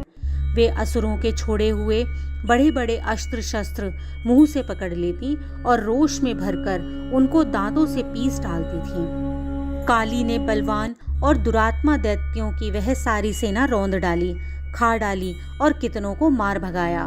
कोई तलवार के घाट उतारे गए, कोई खटवांग से पीटे गए। कितने ही असुर दांतों के अग्रभाग से कुचले जाकर मृत्यु को प्राप्त हुए। इस प्रकार देवी ने असुरों की उस सारी सेना को क्षण भर में मार गिराया। यह देखकर चंड उस अत्यंत भयानक काली देवी की ओर दौड़ा तथा महादैत्य मुंड ने भी अत्यंत भयंकर बाणों की वर्षा से तथा हजारों बार चलाए हुए चक्रों से उन भयानक नेत्रों वाली देवी को आच्छादित कर दिया। वे अनेकों चक्र देवी के मुख में समाते हुए ऐसे जान पड़े मानो सूर्य के बहुतेरे मंडल बादलों के उदर में प्रवेश कर रहे हों। तब भयंकर गर्जना करने वाली काली ने अत्यंत रोष में भरकर विकट अट्टहास किया। उस समय उनके विकराल बदन के भीतर कठिनता से देखे जा सकने वाले दांतों के प्रभाव से वे अत्यंत उज्जवल दिखाई देती थीं। देवी ने बहुत बड़ी तलवार हाथ में लेकर हम का उच्चारण करके चंड पर धावा बोल दिया और उसके केश पकड़कर उसी तलवार से उसका मस्तक काट डाला। चंड को मरा देखकर मुंड भी देवी की ओर दौड़ा। तब देवी ने रोष में भरकर उसे भी तलवार से घायल करके पृथ्वी पर सुला दिया। महापराक्रमी चंड और मुंड को मरा हुआ देखकर मरने से बची हुई सेना वह से व्याकुल हो चारों ओर भागने लगी। तदंतर काली ने चंड और मुंड का मस्तक हाथ में लेकर चंडिका के पास आकर प्रचंड अट्टहास करते हुए कहा, देवी, मैंने चंड और मुंड नामक इन दोनों महापशुओं को तुम्हें भेंट किया है। अब युद्ध यज्ञ में तुम शुंभ और निशुंभ का स्वयं ही वध करना। ऋषि कहते हैं, वहां लाए हुए उन चंड और मुंड नामक महादैत्यों को देखकर कल्याणमयी चंडी ने काली से मधुर वाणी में कहा, देवी, तुम चंड और मुंड को लेकर मेरे पास आई हो, इसलिए संसार में तुम्हें चामुंडा के नाम से ख्याति प्राप्त होगी। इस प्रकार श्री मार्कंडेय जी पुराण में श्रावणिक मनवंतर की कथा के अंतर्गत देवी महात्म्य में चंड और मुंड वध नामक 7वां अध्याय संपूर्ण हुआ। बोलो देवी मैया की जय। 8वां अध्याय रक्त बीज बध ध्यान। मैं आणिमा आदि सिद्धिमयी किरणों से आवर्त भवानी का ध्यान करती हूँ। उनके शरीर का रंग लाल है, नेत्रों में करुणा लहरा रही है और हाथों में पाश, अंकुश, बाण और धनुष शोभा पाते हैं। ऋषि कहते हैं, चंड और मुंड नामक दैत्यों के मारे जाने पर और बहुत सी सेना का संहार हो जाने पर दैत्यों के राजा प्रतापी शुंभ के मन में बड़ा क्रोध हुआ और उसने दैत्यों की संपूर्ण सेना को युद्ध के लिए कूच करने की आज्ञा दी। वह बोला, आज उदयुद्ध नाम के 86 दैत्य सेनापति अपनी सेनाओं के साथ युद्ध के लिए प्रस्थान करें। कंबू नाम वाले दैत्यों के 84 सेनानायक अपनी वाहिनी से घिरे हुए यात्रा करें। 50 कोटि वीर्य कुल के और 100 धूम्र कुल के असुर सेनापति मेरी आज्ञा से सेना सहित कूच करें। कालक, दोहाद्र, मौर्य और कालकेय असुर भी युद्ध करने के लिए तैयार हो मेरी आज्ञा से तुरंत प्रस्थान करें। भयानक शासन करने वाला असुरराज शुंभ इस प्रकार आज्ञा दे सहस्त्रों बड़ी बड़ी सेनाओं के साथ युद्ध के लिए प्रशस्तित हुआ। उसकी अत्यंत भयंकर सेना आती देखकर चंडिका ने अपने धनुष की टंकार से पृथ्वी और आकाश के बीच का भाग गुंजा दिया। राजन, तदंतर देवी ने सिंह ने बड़े जोर जोर से धारना आरंभ किया। फिर अंबिका ने घंटे के शब्द से उस ध्वनि को और भी बढ़ा दिया। धनुष की टंकार, सिंह की दहाड़ और घंटे की ध्वनि से संपूर्ण दिशाएं गूंज उठी। उस भयंकर शब्द से काली ने अपने विकराल मुख को और भी बढ़ा लिया और इस प्रकार वे विजयिनी हुई। उस तुमुल नाद को सुनकर दैत्य की सेनाओं ने चारों ओर से आकर चंडिका देवी, सिंह और काली देवी को क्रोधपूर्वक घेर लिया। राजन, इसी बीच में असुरों के विनाश और देवताओं के अभ्युदय के लिए ब्रह्मा, शिव, कार्तिकेय, विष्णु और इंद्र आदि देवताओं की शक्तियां, जो अत्यंत पराक्रम और बल से संपन्न थीं, उनके शरीर से निकलकर उन्हीं के रूप में चंडिका देवी के पास गईं। जिस देवता का जैसा रूप, जैसी वेशभूषा, जैसा वाहन है, ठीक वैसे ही साधनों से संपन्न होकर उनकी शक्तियां असुरों के साथ युद्ध करने के लिए आईं। सबसे पहले हंस युक्त विमान पर बैठी हुई अक्षसूत्र और कमंडलों से सुशोभित ब्रह्मा जी की शक्ति उपस्थित हुई, जिसे ब्राह्मणी कहते हैं। महादेव जी की शक्ति ऋषभ पर आरूढ़ होकर हाथों में श्रेष्ठ त्रिशूल धारण किए, महानाग का कंकण पहने, मस्तक में चंद्र रेखा से विभूषित हो वहां पर आ पहुंची। कार्तिकेय जी की शक्ति रूपा जगदम्बिका उन्हीं का रूप धारण किए श्रेष्ठ मयूर पर आरूढ़ होकर हाथ में शक्ति लिए दैत्यों से युद्ध करने के लिए आई। इसी प्रकार भगवान विष्णु की शक्ति गरुड़ पर विराजमान हो शंख, चक्र, गदा, शांग्र, धनुष और खड्ग हाथ में लिए हुए वहां आई। अनुपम यज्ञ वाराह का रूप धारण करने वाले श्री हरि की जो शक्ति है, वह भी वाराह शरीर धारण करके वहां उपस्थित हुई। नारसिंही शक्ति भी नरसिंह के समान शरीर धारण करके वहां आई। उसकी गर्दन के बालों के झटके से आकाश के तारे बिखरे पड़ते थे। इसी प्रकार इंद्र की शक्ति वज्र हाथ में लिए गजराज ऐरावत पर बैठकर आई। उनके भी सहस्त्र नेत्र थे। इंद्र का जैसा रूप है वैसा ही उनका भी था। तदंतर उन देव शक्तियों से घिरे हुए महादेव जी ने चंडिका जी से कहा, मेरी प्रसन्नता के लिए तुम शीघ्र ही इन असुरों का संहार करो। तब देवी के शरीर से उत्पन्न भयानक और परम उग्र चंडिका शक्ति प्रकट हुई, जो सैकड़ों गीदड़ियों की भांति आवाज करने वाली थी। उस अपराजिता देवी ने धूमिल जटा वाले महादेव जी से कहा, भगवान, आप शुंभ निशुंभ के पास दूत बनकर जाइए और उन अत्यंत गर्वीले दानव शुंभ और निशुंभ दोनों से कहिए, साथ ही उनके अतिरिक्त भी जो दानव युद्ध के लिए वहां उपस्थित हों, उनको भी यह संदेश दीजिए, दैत्यों, यदि तुम जीवित रहना चाहते हो तो पाताल को लौट जाओ। इंद्र को त्रिलोकी का राज्य मिल जाए और देवता अपना अपना यज्ञ भाग उपभोग करने लगे। यदि बल के घमंड में आकर तुम युद्ध की अभिलाषा रखते हो तो आ जाओ, मेरी शिवाएं तुम्हारे कच्चे मांस से तृप्त हों। चूंकि उस देवी ने भगवान शिव को दूत के कार्य के लिए नियुक्त किया था, इसलिए वह शिव दूती के नाम से संसार में विख्यात हुई। वे महादैत्य भी भगवान शिव के मुख से देवी के वचन सुनकर क्रोध में भर गए और जहाँ कात्यायनी विराजमान थी उस ओर बढ़े। तदंतर वे दैत्य अमर्ष में भरकर पहले ही देवी के ऊपर बाण, शक्ति और सृष्टि आदि अस्त्रों की वृष्टि करने लगे।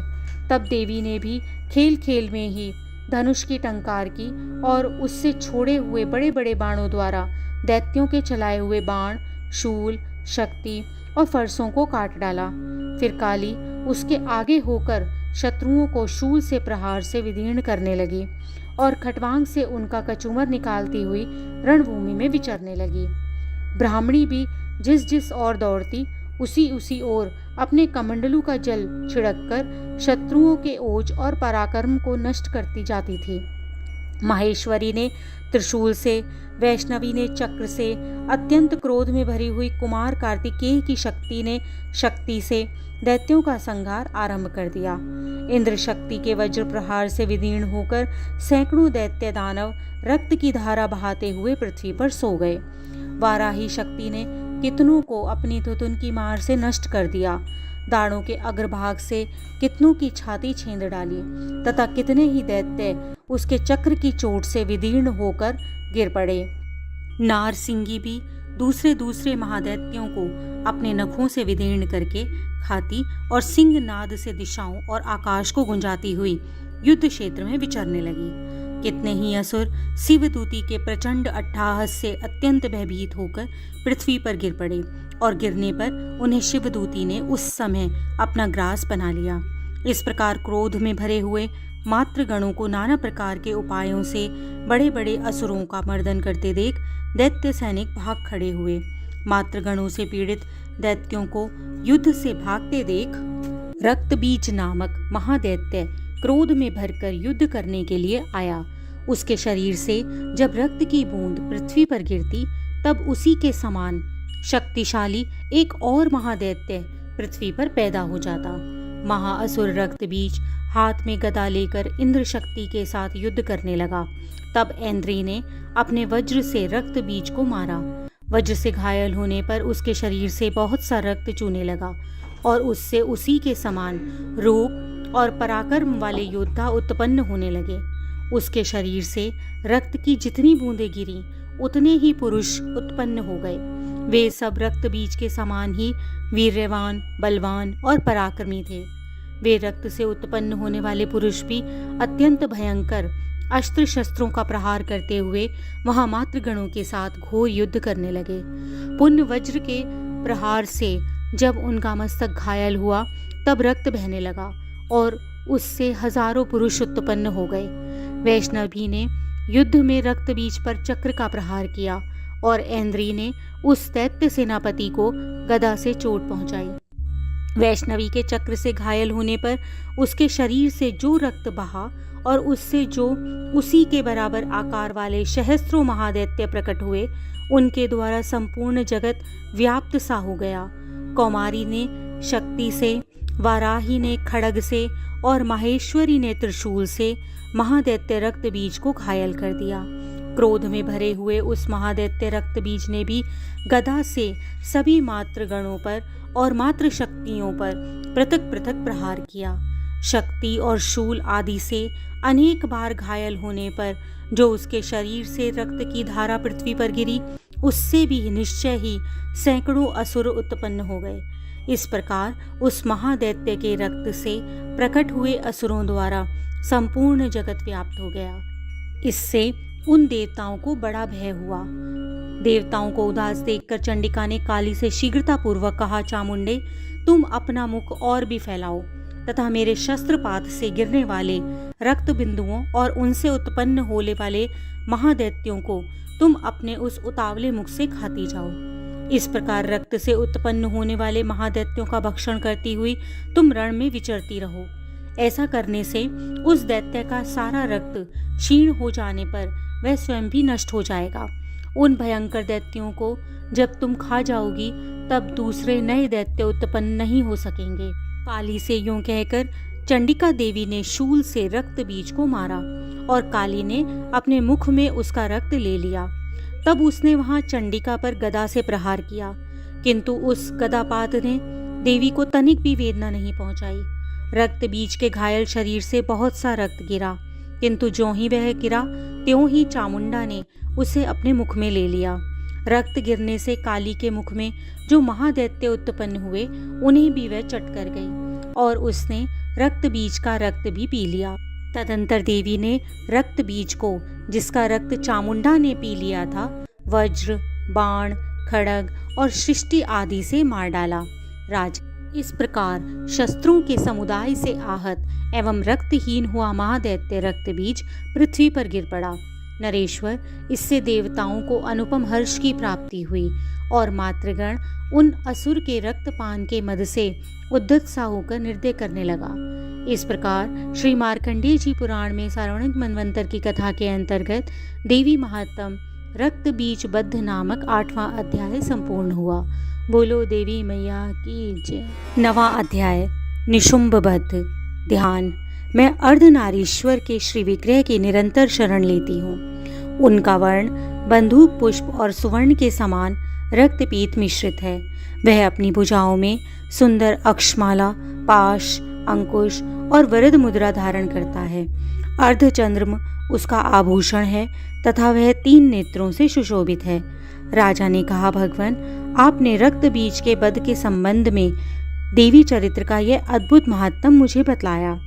अब रक्त बीज के मारे जाने पर अत्यंत क्रोध में भरे हुए शुंभ और निशुंभ ने जो कर्म किया, मैं उसे सुनना चाहता हूँ।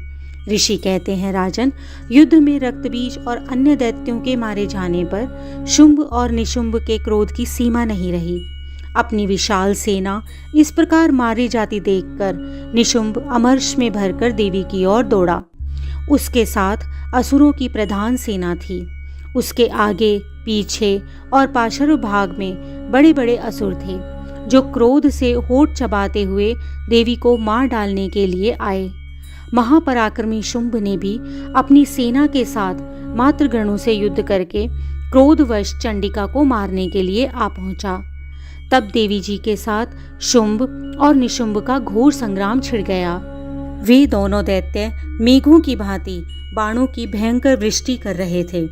उन दोनों के चलाए हुए बाणों को चंडिका ने अपने बाणों के समूह से तुरंत काट डाला और शस्त्र समूहों की वर्षा करके उन दोनों दैत्यपतियों के अंगों में भी चोट पहुंचाई। निशुंभ ने तीखी तलवार और चमकती हुई ढाल लेकर देवी के श्रेष्ठ वाहन सिंह के मस्तक पर प्रहार किया। अपने वाहन को चोट पहुंचने पर देवी ने श्रुप नामक बाण से निशुंभ की श्रेष्ठ तलवार तुरंत ही काट डाली और उसकी ढाल को भी, जिसमें कि 8 चांद जड़े हुए थे, खंड खंड कर दिया। ढाल और तलवार के कट जाने पर उस असुर ने शक्ति चलाई, किंतु सामने आने पर देवी ने चक्र से उसके भी 2 टुकड़े कर डाले।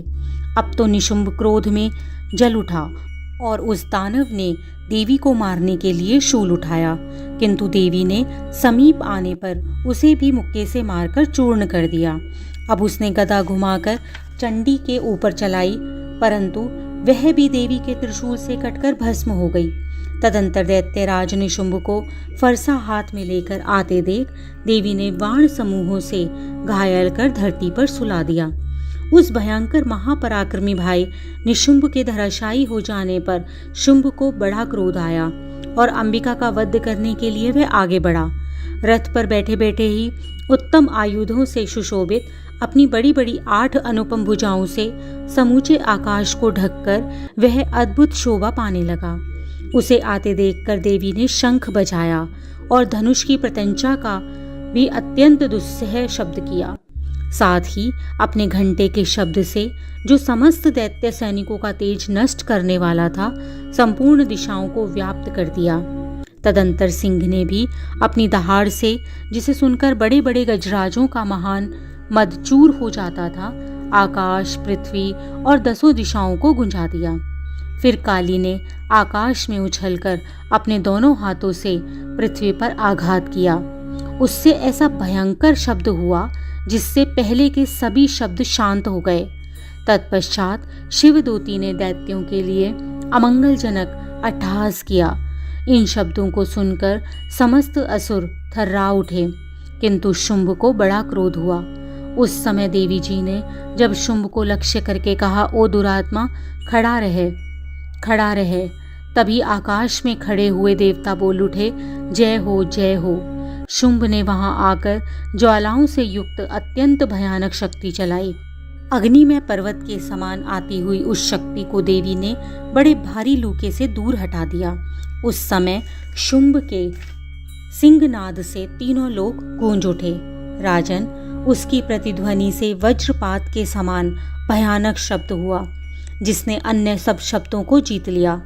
शुंभ के चलाए हुए बाणों को देवी ने और देवी के चलाए हुए बाणों को शुंभ ने अपने भयंकर बाणों द्वारा सैकड़ों और हजारों टुकड़े कर दिए।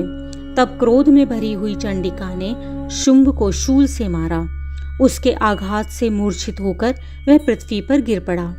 इतने में ही निशुंभ को चेतना हुई और उसने धनुष हाथ में लेकर बाणों द्वारा देवी, काली और सिंह को घायल कर दिया। फिर उस दैत्यराज ने 10,000 बाहें बनाकर चक्रों के प्रहार से चंडिका को आच्छादित कर दिया। तब दुर्गम पीड़ा का नाश करने वाली भगवती दुर्गा ने कुपित होकर अपने बाणों से उन चक्रों तथा वाणों को काट गिराया।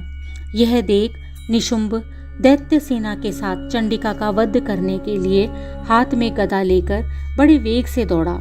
उसके आते ही चंडी ने तीखी धार वाली तलवार से उसकी गदा को शीघ्र ही काट डाला। तब उसने शूल हाथ में ले लिया। देवताओं को पीड़ा देने वाले निशुंभ को शूल हाथ में लिए आता देखकर चंडिका ने वेग से चलाए हुए अपने शूल से उसकी छाती छेद डाली। शूल से विदीर्ण हो जाने पर उसकी छाती से एक दूसरा महाबली और महापराक्रमी पुरुष खड़ी रह कहकर निकला। उस निकलते हुए पुरुष की बात सुनकर देवी ने ठठाकर हंस पड़ी और खड्ग से उन्होंने उसका मस्तक काट डाला। फिर तो वह पृथ्वी पर गिर पड़ा। तदंतर सिंह अपनी दाढ़ों से असुरों की गर्दन को कुचलकर खाने लगा। वह बड़ा भयानक दृश्य था। उधर काली और शिवदूती ने भी भक्षण आरंभ कर दिया। कौमारी की शक्ति से विदीर्ण होकर कितने ही महादैत्य नष्ट हो गए। ब्राह्मणी की मंत्रपूत जल से निस्तेज होकर कितने ही भाग खड़े हुए। कितने ही दैत्य माहेश्वरी के त्रिशूल से छिन्न भिन्न हो धराशायी हो गए।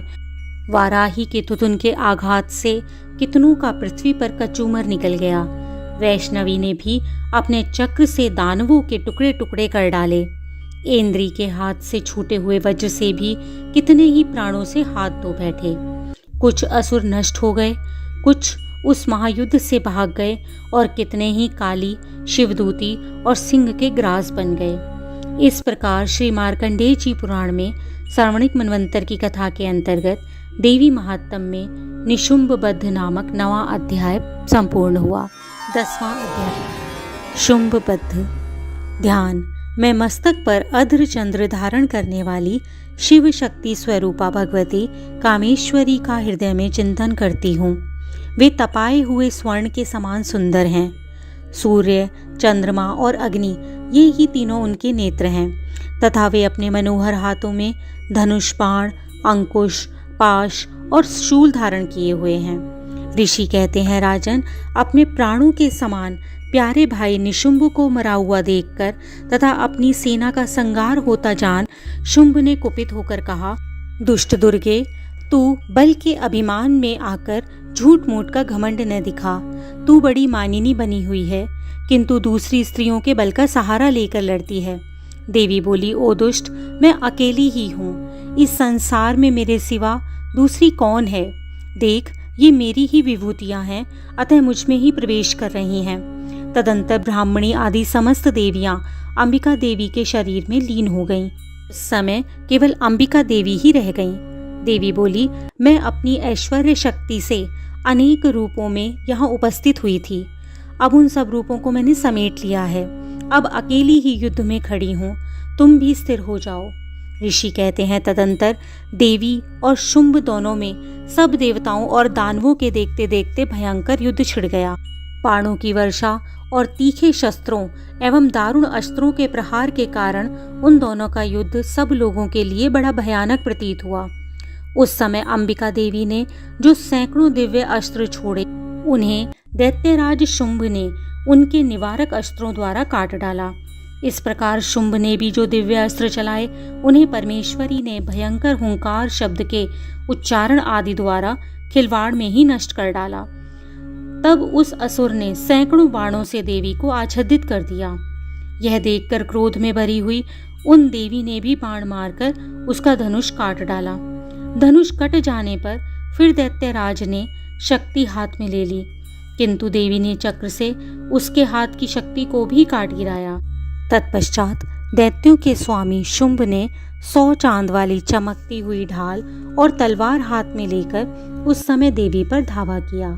उसके आते ही चंडिका ने अपने धनुष से छोड़े हुए तीखे बाणों द्वारा उसकी सूर्य किरणों के समान उज्जवल ढाल और तलवार को तुरंत काट दिया। फिर उस दैत्य के घोड़े और सारथी मारे गए। धनुष तो पहले ही कट चुका था। तब उसने अंबिका को मारने के लिए उद्यत हो भयंकर मुदगर हाथ में ले लिया। उसे आते देखकर देवी ने अपने तीक्ष्ण बाणों से उसका मुदगर भी काट डाला। तिस पर भी वह असुर मुक्का तानकर बड़े वेग से देवी की ओर झपटा। उस दैत्यराज ने देवी की छाती पर मुक्का मारा। तब उन देवी ने भी उसकी छाती में एक चांटा जड़ दिया। देवी का थप्पड़ खाकर दैत्यराज शुंभ पृथ्वी पर गिर पड़ा, किंतु पुनः सहसा पूर्ववत उठकर खड़ा हो गया। फिर वह उछला और देवी को ऊपर ले जाकर आकाश में खड़ा हो गया। तब चंडिका आकाश में भी बिना किसी आधार के ही शुंभ के साथ युद्ध करने लगी। उस समय दैत्य और चंडिका आकाश में एक दूसरे से लड़ने लगे। उनका वह युद्ध पहले सिद्ध और मुनियों को विस्मय में डालने वाला था। फिर अंबिका ने शुंभ के साथ बहुत देर तक युद्ध करने के पश्चात उसे उठाकर घुमाया और पृथ्वी पर पटक दिया। पटके जाने पर पृथ्वी पर आने के बाद वह दुरात्मा दैत्य पुनः चंडिका का वध करने के लिए उनकी ओर वेग से दौड़ा। तब समस्त दैत्यों के राजा शुंभ को अपनी ओर आता देखकर देवी ने त्रिशूल से उसकी छाती छींदकर उसे पृथ्वी पर गिरा दिया। देवी के शूल की धार से घायल होने पर उसके प्राण पखेरु उड़ गए। वह समुद्रों, द्वीपों और पर्वतों सहित समूची पृथ्वी को कपाता हुआ पृथ्वी पर गिर पड़ा। तदंतर उस दुरात्मा के मारे जाने पर संपूर्ण जगत प्रसन्न और पूर्ण स्वस्थ हो गया तथा आकाश स्वच्छ दिखाई देने लगा। पहले जो उत्पात सूचक मेघ और उल्कापात होते थे वे सब शांत हो गए तथा उस दैत्य के मारे जाने पर नदियां भी ठीक मार्ग से बहने लगीं। उस समय शुंभ की मृत्यु के बाद संपूर्ण देवताओं का हृदय हर्ष से भर गया और गंधर्व गण मधुर गीत गाने लगे। दूसरे गंधर्व बाजे बजाने लगे, अप्सराएं नृत्य करने लगीं, पवित्र वायु चलने लगी, सूर्य की प्रभा उत्तम हो गई, अग्निशाला की बुझी हुई आग अपने आप प्रज्वलित हो उठी और संपूर्ण दिशाओं के भयंकर शब्द शांत हो गए। इस प्रकार श्री मार्कंडेय जी पुराण में श्रावणिक मनवंतर की कथा के अंतर्गत देवी महात्म्य में शुंभ वध नामक 10वां अध्याय समाप्त हुआ। 11वां अध्याय देवताओं द्वारा देवी की स्तुति तथा देवी द्वारा देवताओं को वरदान। ध्यान। मैं भुवनेश्वरी देवी का ध्यान करती हूँ। उनके श्री अंगों की आभा प्रभात काल के सूर्य के समान है और मस्तक पर चंद्रमा का मुकुट है। वे उभरे हुए स्तनों और 3 नेत्रों से युक्त हैं। उनके मुख पर मुस्कान की छटा छाई रहती है और हाथों में वरद, अंकुश, पाश एवं अभय मुद्रा शोभा पाते हैं। ऋषि कहते हैं, देवी के द्वारा वहां महादैत्यपति शुंभ के मारे जाने पर इंद्र आदि देवता अग्नि को आगे करके उस कात्यायनी देवी की स्तुति करने लगे। उस समय अभिष्ट की प्राप्ति से उनके मुख कमल तमक उठे थे और उनके प्रकाश से दिशाएं भी जगमगा उठी थीं। देवता बोले, शरणागत की पीड़ा को दूर करने वाली देवी हम पर प्रसन्न हो। समस्त जगत की माता प्रसन्न हो। विश्वेश्वरी, विश्व की रक्षा करो। देवी, तुम ही चराचर जगत की अधीश्वरी हो। तुम इस जगत का एकमात्र आधार हो, क्योंकि पृथ्वी रूप में तुम्हारी स्थिति है। देवी, तुम्हारा पराक्रम अलंघनीय है। तुम ही जल रूप में स्थित होकर संपूर्ण जगत को तृप्त करती हो। तुम अनंत बल संपन्न वैष्णवी शक्ति हो। इस विश्व की कारणभूता परामाया हो। देवी, तुमने इस समस्त जगत को मोहित कर रखा है। तुम ही प्रसन्न होने पर इस पृथ्वी पर मोक्ष की प्राप्ति कराती हो। देवी, संपूर्ण विद्याएं तुम्हारे ही भिन्न भिन्न स्वरूप हैं। जगत में जितनी स्त्रियां हैं वे सब तुम्हारी ही मूर्तियां हैं। जगदम्ब, एकमात्र तुमने ही इस विश्व को व्याप्त कर रखा है। तुम्हारी स्तुति और क्या हो सकती है। तुम तो स्तवन करने योग्य पदार्थों से परे एवं परावाणी हो। जब तुम सर्वस्वरूपा देवी स्वर्ग तथा मोक्ष प्रदान करने वाली हो, तब उसी रूप में तुम्हारी स्तुति हो गई। तुम्हारी स्तुति के लिए इससे अच्छी उक्तियां और क्या हो सकती हैं। बुद्धि रूप से सब लोगों के हृदय में विराजमान रहने वाली और स्वर्ग एवं मोक्ष प्रदान करने वाली नारायणी, तुम्हें नमस्कार हो। कला, काष्ठा आदि के रूप में क्रमशः परिणाम की ओर ले जाने वाली और विश्व का उपसंहार करने में समर्थ नारायणी, तुम्हें नमस्कार हो। नारायणी, तुम सब प्रकार का मंगल प्रदान करने वाली मंगलमयी हो, कल्याणदायिनी शिवा हो, सब पुरुषार्थों को सिद्ध करने वाली शरणागत वत्सला, 3 नेत्रों वाली एवं गौरी हो। तुम्हें नमस्कार है। तुम सृष्टि, पालन और संहार की शक्तिभूता सनातनी देवी, गुणों का आधार और सर्वगुणमयी हो। नारायणी, तुम्हें नमस्कार है। शरण में आए हुए दीनों और पीड़ितों की रक्षा में संलग्न रहने वाली और सबकी पीड़ा को दूर करने वाली नारायणी देवी, तुम्हें नमस्कार है। नारायणी, तुम ब्राह्मणी का रूप धारण करके हंसों से जुते हुए विमान पर बैठती और कुश मिश्रित जल छिड़कती रहती हो। तुम्हें नमस्कार है। माहेश्वरी रूप से त्रिशूल, चंद्रमा और सर्प को धारण करने वाली महान विषभ की पीठ पर बैठने वाली नारायणी देवी, तुम्हें नमस्कार है। मोरों और मुर्गों से घिरी रहने वाली महाशक्ति धारण करने वाली कौमारी रूप धारिणी निष्पापे नारायणी, तुम्हें नमस्कार है। शंख, चक्र, गदा और शांग धनुष रूप उत्तम आयुधों को धारण करने वाली वैष्णवी शक्ति रूपा नारायणी, तुम प्रसन्न हो। तुम्हें नमस्कार है। हाथ में भयानक महाचक्र लिए और दाढ़ों पर पृथ्वी को उठाए वाराही रूप धारिणी कल्याणमयी नारायणी, तुम्हें नमस्कार है। भयंकर नरसिंगी रूप में दैत्यों के वध के लिए उद्योग करने वाली और त्रिभुवन की रक्षा में संलग्न रहने वाली नारायणी, तुम्हें नमस्कार है। मस्तक पर किरीट और हाथ में महावज्र धारण करने वाली, सहस्त्र नेत्रों के कारण उद्दीप्त दिखाई देने वाली और वृतासुर के प्राणों का अपहरण करने वाली इंद्र शक्ति रूपा नारायणी, तुम्हें बारंबार नमस्कार है। शिवदूती रूप में दैत्यों की महती सेना का संहार करने वाली, भयंकर रूप धारण और विकट गर्जना करने वाली नारायणी, तुम्हें नमस्कार है। दाढ़ों के कारण विकराल मुख वाली, मुंडमाला से विभूषित मुंड मर्दिनी चामुंडा रूपा नारायणी, तुम्हें नमस्कार है। लक्ष्मी, लज्जा, महाविद्या, श्रद्धा, पुष्टि, स्वधा, ध्रुवा, महारात्रि और महाअविद्या रूपी नारायणी, तुम्हें बारंबार नमस्कार है। मेधा, सरस्वती, बरा, भूति, भ्रामरी, तामसी, नियता और ईशा रूपिणी नारायणी, तुम्हें नमस्कार है। सर्वस्वरूपा, सर्वेश्वरी और सब प्रकार की शक्तियों से संपन्न दिव्य रूपा दुर्गे देवी, सब भयों से हमारी रक्षा करो। तुम्हें नमस्कार है। कात्यायनी, यह 3 लोचनों से विभूषित तुम्हारा सौम्य मुख सब प्रकार के भयों से हमारी रक्षा करे। तुम्हें नमस्कार है। भद्रकाली, ज्वालाओं के कारण विकराल प्रतीत होने वाला, अत्यंत भयंकर और समस्त असुरों का संहार करने वाला तुम्हारा त्रिशूल भय से हमें बचाए। तुम्हें नमस्कार है। हे देवी, जो अपनी ध्वनि से संपूर्ण जगत को व्याप्त करके दैत्यों के तेज नष्ट किए देता है, वह तुम्हारा घंटा हम लोगों की पापों से उसी प्रकार रक्षा करे जैसे माता अपने पुत्रों की बुरे कर्मों से रक्षा करती है। चंडिके, तुम्हारे हाथों में सुशोभित खड्ग जो असुरों के रक्त और चर्बी से चर्चित है, हमारा मंगल करे। हम तुम्हें नमस्कार करते हैं। देवी, तुम प्रसन्न होने पर सब रोगों को नष्ट कर देती हो और कुपित होने पर मनोवांछित सभी कामनाओं का नाश कर देती हो। जो लोग तुम्हारी शरण में आ चुके हैं, उन पर विपत्ति तो आती ही नहीं। तुम्हारी शरण में गए हुए मनुष्य दूसरों को शरण देने वाले हो जाते हैं। देवी अंबिके, तुमने अपने स्वरूप को अनेक भागों में विभक्त करके नाना प्रकार के रूपों से जो इस समय इन धर्मद्रोही महादैत्यों का संहार किया है, वह सब दूसरी कौन कर सकती थी।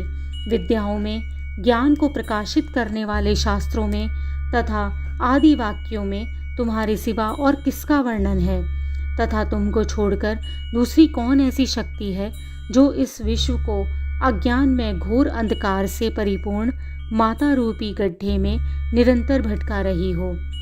जहाँ राक्षस, जहाँ भयंकर विष वाले सर्प, जहाँ शत्रु, जहाँ लुटेरों की सेना और जहाँ दावानल हो, वहाँ और समुद्र के बीच में भी साथ रहकर तुम विश्व की रक्षा करती हो। विश्वेश्वरी, तुम विश्व का पालन करती हो, विश्व रूपा हो, इसलिए संपूर्ण विश्व को धारण करती हो। तुम भगवान विश्वनाथ की भी वंदनीय हो। जो लोग भक्ति पूर्वक तुम्हारे सामने मस्तक झुकाते हैं वे संपूर्ण विश्व को आश्रय देने वाले होते हैं। देवी प्रसन्न हो, जैसे इस समय असुरों का वध करके तुमने शीघ्र ही हमारी रक्षा की है, उसी प्रकार सदा हमें शत्रुओं के भय से बचाओ। संपूर्ण जगत का पाप नष्ट कर दो और उत्पात और पापों के फलस्वरूप प्राप्त होने वाले महामारी आदि बड़े बड़े उपद्रवों को शीघ्र ही दूर करो। विश्व की पीड़ा दूर करने वाली देवी, हम तुम्हारे चरणों पर पड़े हुए हैं, हम पर प्रसन्न हो। त्रिलोक निवासियों की पूजनिया परमेश्वरी, हम लोगों को वरदान दो। देवी बोली, देवताओं, मैं वर देने के लिए तैयार हूँ। तुम्हारे मन में जिसकी इच्छा हो वह वर मांग लो। संसार के लिए उस उपकारक वर को मैं अवश्य दूंगी। देवता बोले, सर्वेश्वरी, तुम इसी प्रकार तीनों लोकों की समस्त बाधाओं को शांत करो और हमारे शत्रुओं का नाश करती रहो। देवी बोली, देवताओं, वैवस्वत मनवंतर के 28वें युग में शुंभ और निशुंभ नाम के 2 अन्य महादैत्य उत्पन्न होंगे। तब मैं नंदगोप के घर में उनकी पत्नी यशोदा के गर्भ से अवतीर्ण हो विंध्याचल में जाकर रहूंगी और उक्त दोनों असुरों का नाश करूंगी। फिर अत्यंत भयंकर रूप से पृथ्वी पर अवतार ले मैं प्रविचिति नामक दानवों का वध करूंगी। उन भयंकर महादैत्यों का भक्षण करते हुए मेरे दांत अनार के फूल की भांति लाल हो जाएंगे।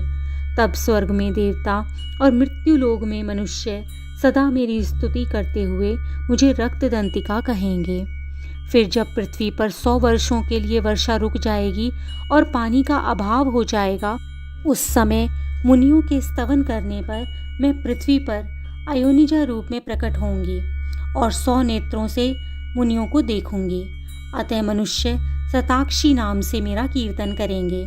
देवताओं, उस समय मैं अपने शरीर से उत्पन्न हुए शाक द्वारा समस्त संसार का भरण पोषण करूंगी। जब तक वर्षा नहीं होगी तब तक वे शाक ही सबके प्राणों की रक्षा करेंगे। ऐसा करने के कारण पृथ्वी पर शाकंभरी के नाम से मेरी ख्याति होगी। उसी अवतार में मैं दुर्गम नामक महादैत्य का वध भी करूंगी। इससे मेरा नाम दुर्गा देवी के रूप में प्रसिद्ध होगा। फिर जब मैं भीम रूप धारण करके मुनियों की रक्षा करने के लिए हिमालय पर रहने वाले राक्षसों का भक्षण करूंगी, उस समय सब मुनि भक्त नतमस्तक होकर मेरी स्तुति करेंगे। तब मेरा नाम भीमा देवी के रूप में विख्यात होगा। जब अरुण नामक दैत्य तीनों लोकों में भारी उपद्रव मचाएगा, तब मैं तीनों लोकों का हित करने के लिए 6 पैरों वाले असंख्य भवरों का रूप धारण करके उस महादैत्य का वध करूंगी।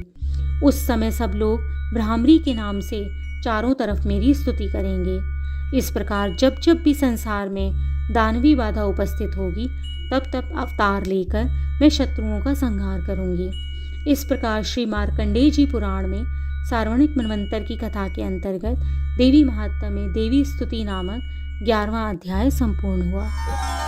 12वां अध्याय देवी चरित्रों के पाठ का महात्म्य। ध्यान। मैं 3 नेत्रों वाली दुर्गा देवी का ध्यान करती हूँ। उनके श्री अंगों की प्रभा बिजली के समान है। वे सिंह के कंधे पर बैठी हुई भयंकर प्रतीत होती हैं। हाथों में तलवार और ढाल लिए अनेक कन्याएं उनकी सेवा में खड़ी हैं। वे अपने हाथों में चक्र, गदा, तलवार, ढाल, बाण, धनुष, पाश और तर्जनी मुद्रा धारण किए हुए हैं। उनका स्वरूप अग्निमय है तथा वे माथे पर चंद्रमा का मुकुट धारण करती हैं। देवी बोली, देवताओं, जो एकाग्रचित होकर प्रतिदिन इन स्तुतियों से मेरा स्तवन करेगा, उनकी सारी बाधाएं मैं निश्चय ही दूर कर दूंगी। जो मतु कैटभ का नाश, महिषासुर का वध तथा शुंभ निशुंभ के संहार का प्रसंग का पाठ करेगा तथा अष्टमी, चतुर्दशी और नवमी को भी जो एकाग्रचित होकर भक्ति पूर्वक मेरे उत्तम महात्म्य का श्रवण करेंगे, उन्हें कोई पाप छू भी नहीं सकेगा। उन पर पाप जनित आपत्तियां तो आएंगी ही नहीं। उनके घर में कभी दरिद्रता नहीं होगी।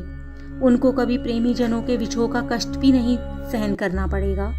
इतना ही नहीं, उन्हें शत्रु से, लुटेरों से, राजा से, शस्त्र से, अग्नि से और जल की राशि से भी कभी भय नहीं होगा। इसलिए सबको एकाग्रचित होकर भक्ति पूर्वक मेरे इस महात्म को सदा पढ़ना और सुनना चाहिए। यह परम कल्याणकारक है। मेरा महात्म महामारी जनित समस्त उपद्रवों तथा आध्यात्मिक आदि तीनों प्रकार के उत्पातों को शांत करने वाला है। मेरे जिस मंदिर में प्रतिदिन विधि पूर्वक मेरे इस महात्म का पाठ किया जाता है, उस स्थान को मैं कभी नहीं छोड़ती। वहाँ सदा ही मेरा सानिध्य बना रहता है। बलिदान, पूजा, होम और महोत्सव के अवसरों पर मेरे इस चरित्र का पूरा पाठ और श्रवण करना चाहिए। ऐसा करने पर मनुष्य विधि को जानकर या बिना जाने भी मेरे लिए जो बलि, पूजा, होम आदि करेगा, मैं उसे बड़ी प्रसन्नता पूर्वक ग्रहण करूंगी।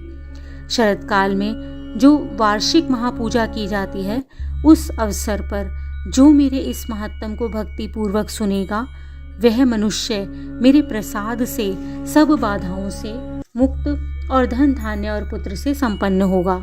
इसमें तनिक भी संदेह नहीं है।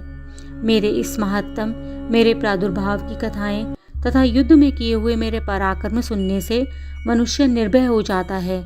मेरे महात्म का श्रवण करने वाले पुरुषों के शत्रु नष्ट हो जाते हैं, उन्हें कल्याण की प्राप्ति होती है तथा उनका कुल आनंदित रहता है। सर्वत्र शांति कर्म में बुरे स्वप्न दिखाई देने पर तथा ग्रह जनित भयंकर पीड़ा उपस्थित होने पर मेरा महात्म श्रवण करना चाहिए। इससे सब विघ्न और भयंकर ग्रह पीड़ाएं शांत हो जाती हैं और मनुष्य द्वारा देखा गया दुस्वप्न सुख स्वप्न में बदल जाता है। बाल ग्रहों से आक्रांत हुए बालकों के लिए यह महात्म शांति कारक है तथा मनुष्यों के संगठन में फूट होने पर यह अच्छी प्रकार मित्रता कराने वाला होता है। यह महात्म समस्त दुराचारियों के बल का नाश करने वाला है। इसके पाठ मात्र से राक्षसों, भूतों और पिशाचों का नाश हो जाता है। मेरा यह सब महात्म मेरे सामीप्य की प्राप्ति कराने वाला है। सम्यक प्रकार पुष्प, अर्घ्य, धूप, दीप, गंध आदि उत्तम होम करने से, प्रतिदिन अभिषेक करने से, उत्तम सामग्रियों द्वारा पूजन करने से, ब्राह्मणों को भोजन कराने से तथा नाना प्रकार के अन्य भोगों को अर्पण करने से तथा दान देने आदि से 1 वर्ष तक जो मेरी आराधना की जाती है और उससे मुझे जितनी प्रसन्नता होती है, उतनी प्रसन्नता मेरे इस उत्तम चरित्र का एक बार श्रवण मात्र करने से हो जाती है। यह महात्म श्रवण करने पर पापों को हर लेता है और आरोग्य प्रदान करता है। मेरे प्रादुर्भाव का कीर्तन समस्त भूतों से रक्षा करता है तथा मेरा युद्ध विषयक चरित्र दुष्ट दैत्यों का संहार करने वाला है। इसके श्रवण करने पर मनुष्यों को शत्रु का भय नहीं रहता। देवताओं, तुमने और ब्रह्म ऋषियों ने जो मेरी स्तुतियां की हैं तथा ब्रह्म जी ने जो स्तुतियां की हैं, वे सभी कल्याणमयी बुद्धि प्रदान करती हैं। वन में, सूने मार्ग में अथवा दावानल में घिर जाने पर, निर्जन स्थान में लुटेरों के दाव में पड़ जाने पर या शत्रुओं के द्वारा पकड़े जाने पर अथवा जंगल में सिंह, व्याघ्र और जंगली हाथियों के पीछा करने पर, कुपित राजा के आदेश से वध या बंधन के स्थान में ले जाए जाने पर अथवा महासागर में नाव पर बैठने के बाद भारी तूफान में नाव के डगमग होने पर और अत्यंत भयंकर युद्ध में शस्त्रों का प्रहार होने पर अथवा वेदना से पीड़ित होने पर, किंबहुना सभी भयानक बाधाओं के उपस्थित होने पर जो मेरे इस चरित्र का स्मरण करता है, वह मनुष्य संकट से मुक्त हो जाता है। मेरे प्रभाव से सिंह आदि हिंसक जंतु नष्ट हो जाते हैं तथा लुटेरे और शत्रु भी मेरे चरित्र का स्मरण करने वाले पुरुष से दूर भागते हैं। ऋषि कहते हैं, यूं कहकर प्रचंड पराक्रम वाली भगवती चंडिका सब देवताओं के देखते देखते वहीं अंतर्ध्यान हो गई। फिर समस्त देवता भी शत्रुओं के मारे जाने से निर्भय होकर पहले की ही भांति यज्ञ भाग का उपभोग करते हुए अपने अपने अधिकार का पालन करने लगे। संसार का विध्वंस करने वाले महाभयंकर अतुल पराक्रमी देव शत्रु शुंभ और निशुंभ के युद्ध में देवी द्वारा मारे जाने पर शेष दैत्य पाताल लोक में चले गए। राजन, इस प्रकार भगवती अंबिका देवी ने नित्य होती हुई भी पुनः पुनः प्रकट होकर जगत की रक्षा की। वे ही इस विश्व को मोहित करती हैं, वे ही जगत को जन्म देती और वे ही प्रार्थना करने पर संतुष्ट हो विज्ञान और समृद्धि प्रदान करती हैं। राजन, महाप्रलय के समय महामारी का स्वरूप धारण करने वाली वे महाकाली ही इस समस्त ब्रह्मांड में व्याप्त हैं। वे ही समय समय पर महामारी होती और वे ही स्वयं अजन्मा होते हुए भी सृष्टि के रूप में प्रकट होती हैं। वे सनातनी देवी ही समय अनुसार संपूर्ण भूतों की रक्षा करती हैं। मनुष्यों के अभ्युदय के समय वे ही घर में लक्ष्मी के रूप में स्थित होती हैं और उन्नति प्रदान करती हैं, और वे ही अभाव के समय दरिद्रता बनकर विनाश का कारण बनती हैं। पुष्प, धूप और गंध आदि से पूजन करके उनकी स्तुति करने पर वे धन, पुत्र, धार्मिक बुद्धि और उत्तम गति प्रदान करती हैं। इस प्रकार श्री मार्कंडेय जी पुराण में सार्वणिक मनवंतर की कथा के अंतर्गत देवी महात्म्य में फल स्तुति नामक 12वां अध्याय संपूर्ण हुआ। 13वां अध्याय सुरत और वैश्य को देवी का वरदान। ध्यान। जो उदय काल के सूर्य मंडल की सी कांति धारण करने वाली है और जिनके 4 भुजाएं और 3 नेत्र हैं, तथा जो अपने हाथों में पाश, अंकुश, वर एवं अभय की मुद्रा धारण किए रहती हैं, उन शिवा देवी का मैं ध्यान करती हूँ। ऋषि कहते हैं, राजन, इस प्रकार मैंने तुमसे देवी के उत्तम महात्म का वर्णन किया जो इस जगत को धारण करती हैं। उन देवी का ऐसा ही प्रभाव है। वे ही विद्या उत्पन्न करती हैं। भगवान विष्णु की माया स्वरूपा उन भगवती के द्वारा ही तुम ये वैश्य और अनान्य विवेकी जन मोहित होते हैं, मोहित हुए हैं और आगे भी होते रहेंगे। महाराज, तुम उन्हीं परमेश्वरी की शरण में जाओ। आराधना करने पर वे ही मनुष्यों को भोग, स्वर्ग और मोक्ष प्रदान करती हैं। मार्कंडेय जी कहते हैं, कौष्टुकी जी, मेधा मुनि के ये वचन सुनकर राजा सुरथ ने उत्तम व्रत का पालन करने वाले उस महाभाग महर्षि को प्रणाम किया। वे अत्यंत ममता और राज्य अपहरण से बहुत खिन्न हो चुके थे। महामुनि इसीलिए विरक्त होकर वे राजा और वैश्य तत्काल तपस्या को चले गए और वे जगदम्बा के दर्शन के लिए नदी के तट पर रहकर तपस्या करने लगे। वे वैश्य उत्तम देवी सूक्त का जाप करते हुए तपस्या में प्रवृत्त हुए। वे दोनों नदी के तट पर देवी की मिट्टी की मूर्ति बनाकर पुष्प, धूप और हवन आदि के द्वारा उनकी आराधना करने लगे। उन्होंने पहले तो आहार को धीरे धीरे कम किया, फिर बिल्कुल निराहार रहकर देवी में ही मन लगाए हुए एकाग्रता पूर्वक उनका चिंतन आरंभ कर दिया। वे दोनों अपने शरीर के रक्त से प्रोषित बलि देते हुए लगातार 3 वर्षों तक संयम पूर्वक आराधना करते रहे। इस पर प्रसन्न होकर जगत को धारण करने वाली चंडिका देवी ने प्रत्यक्ष दर्शन देकर कहा, देवी बोली, राजन तथा अपने कुल को आनंदित करने वाले वैश्य, तुम लोग जिस वस्तु की अभिलाषा रखते हो वह मुझसे मांगो, मैं संतुष्ट हूँ, अतः मैं तुम्हें वह सब कुछ दूंगी। मार्कंडेय जी कहते हैं, तब राजा ने दूसरे जन्म में नष्ट न होने वाला राज्य मांगा और इस जन्म में भी शत्रुओं की सेना को बलपूर्वक नष्ट करके पुनः अपना राज्य प्राप्त कर लेने का वरदान मांगा। वैश्य का चित्त संसार की ओर से घिन्न एवं विरक्त हो चुका था। बड़े बुद्धिमान थे, अतः उस समय उन्होंने तो ममता और अहंता रूप आसक्ति का नाश करने वाला ज्ञान मांगा। देवी बोली, राजन, तुम थोड़े ही दिनों में शत्रुओं को मारकर अपना राज्य वापस प्राप्त कर लोगे। अब वहां तुम्हारा राज्य स्थिर रहेगा। फिर मृत्यु के पश्चात तुम भगवान विवस्वान के अंश से जन्म लेकर इस पृथ्वी पर सार्वणिक मनु के नाम से विख्यात होगे। वैश्यवर्य, तुमने भी जिस वर को मुझसे मांगने की इच्छा व्यक्त की है उसे देती हूँ। तुम्हें मोक्ष के लिए ज्ञान प्राप्त होगा। मार्कंडेय जी कहते हैं, इस प्रकार उन दोनों को मनोवांछित वरदान देकर और उनके द्वारा भक्ति पूर्वक अपनी स्तुति सुनकर देवी अंबिका तत्काल अंतर्ध्यान हो गई। इस तरह देवी से वरदान पाकर क्षत्रियों में श्रेष्ठ सुरथ सूर्य से जन्म ले सार्वणी नामक मनु हुए। इस प्रकार श्री मार्कंडेय जी पुराण में सार्वणिक मनवंतर की कथा के अंतर्गत देवी महात्म, सुरथ और वैश्य को वरदान नामक यह 13वां अध्याय संपूर्ण हुआ। इसी प्रकार की अन्य व्रत एवं पौराणिक कथा कहानियों के लिए हमारे चैनल को सब्सक्राइब और शेयर करें ताकि आप भी दूसरों तक इन्हें पहुंचाकर धर्म लाभ प्राप्त कर सकें।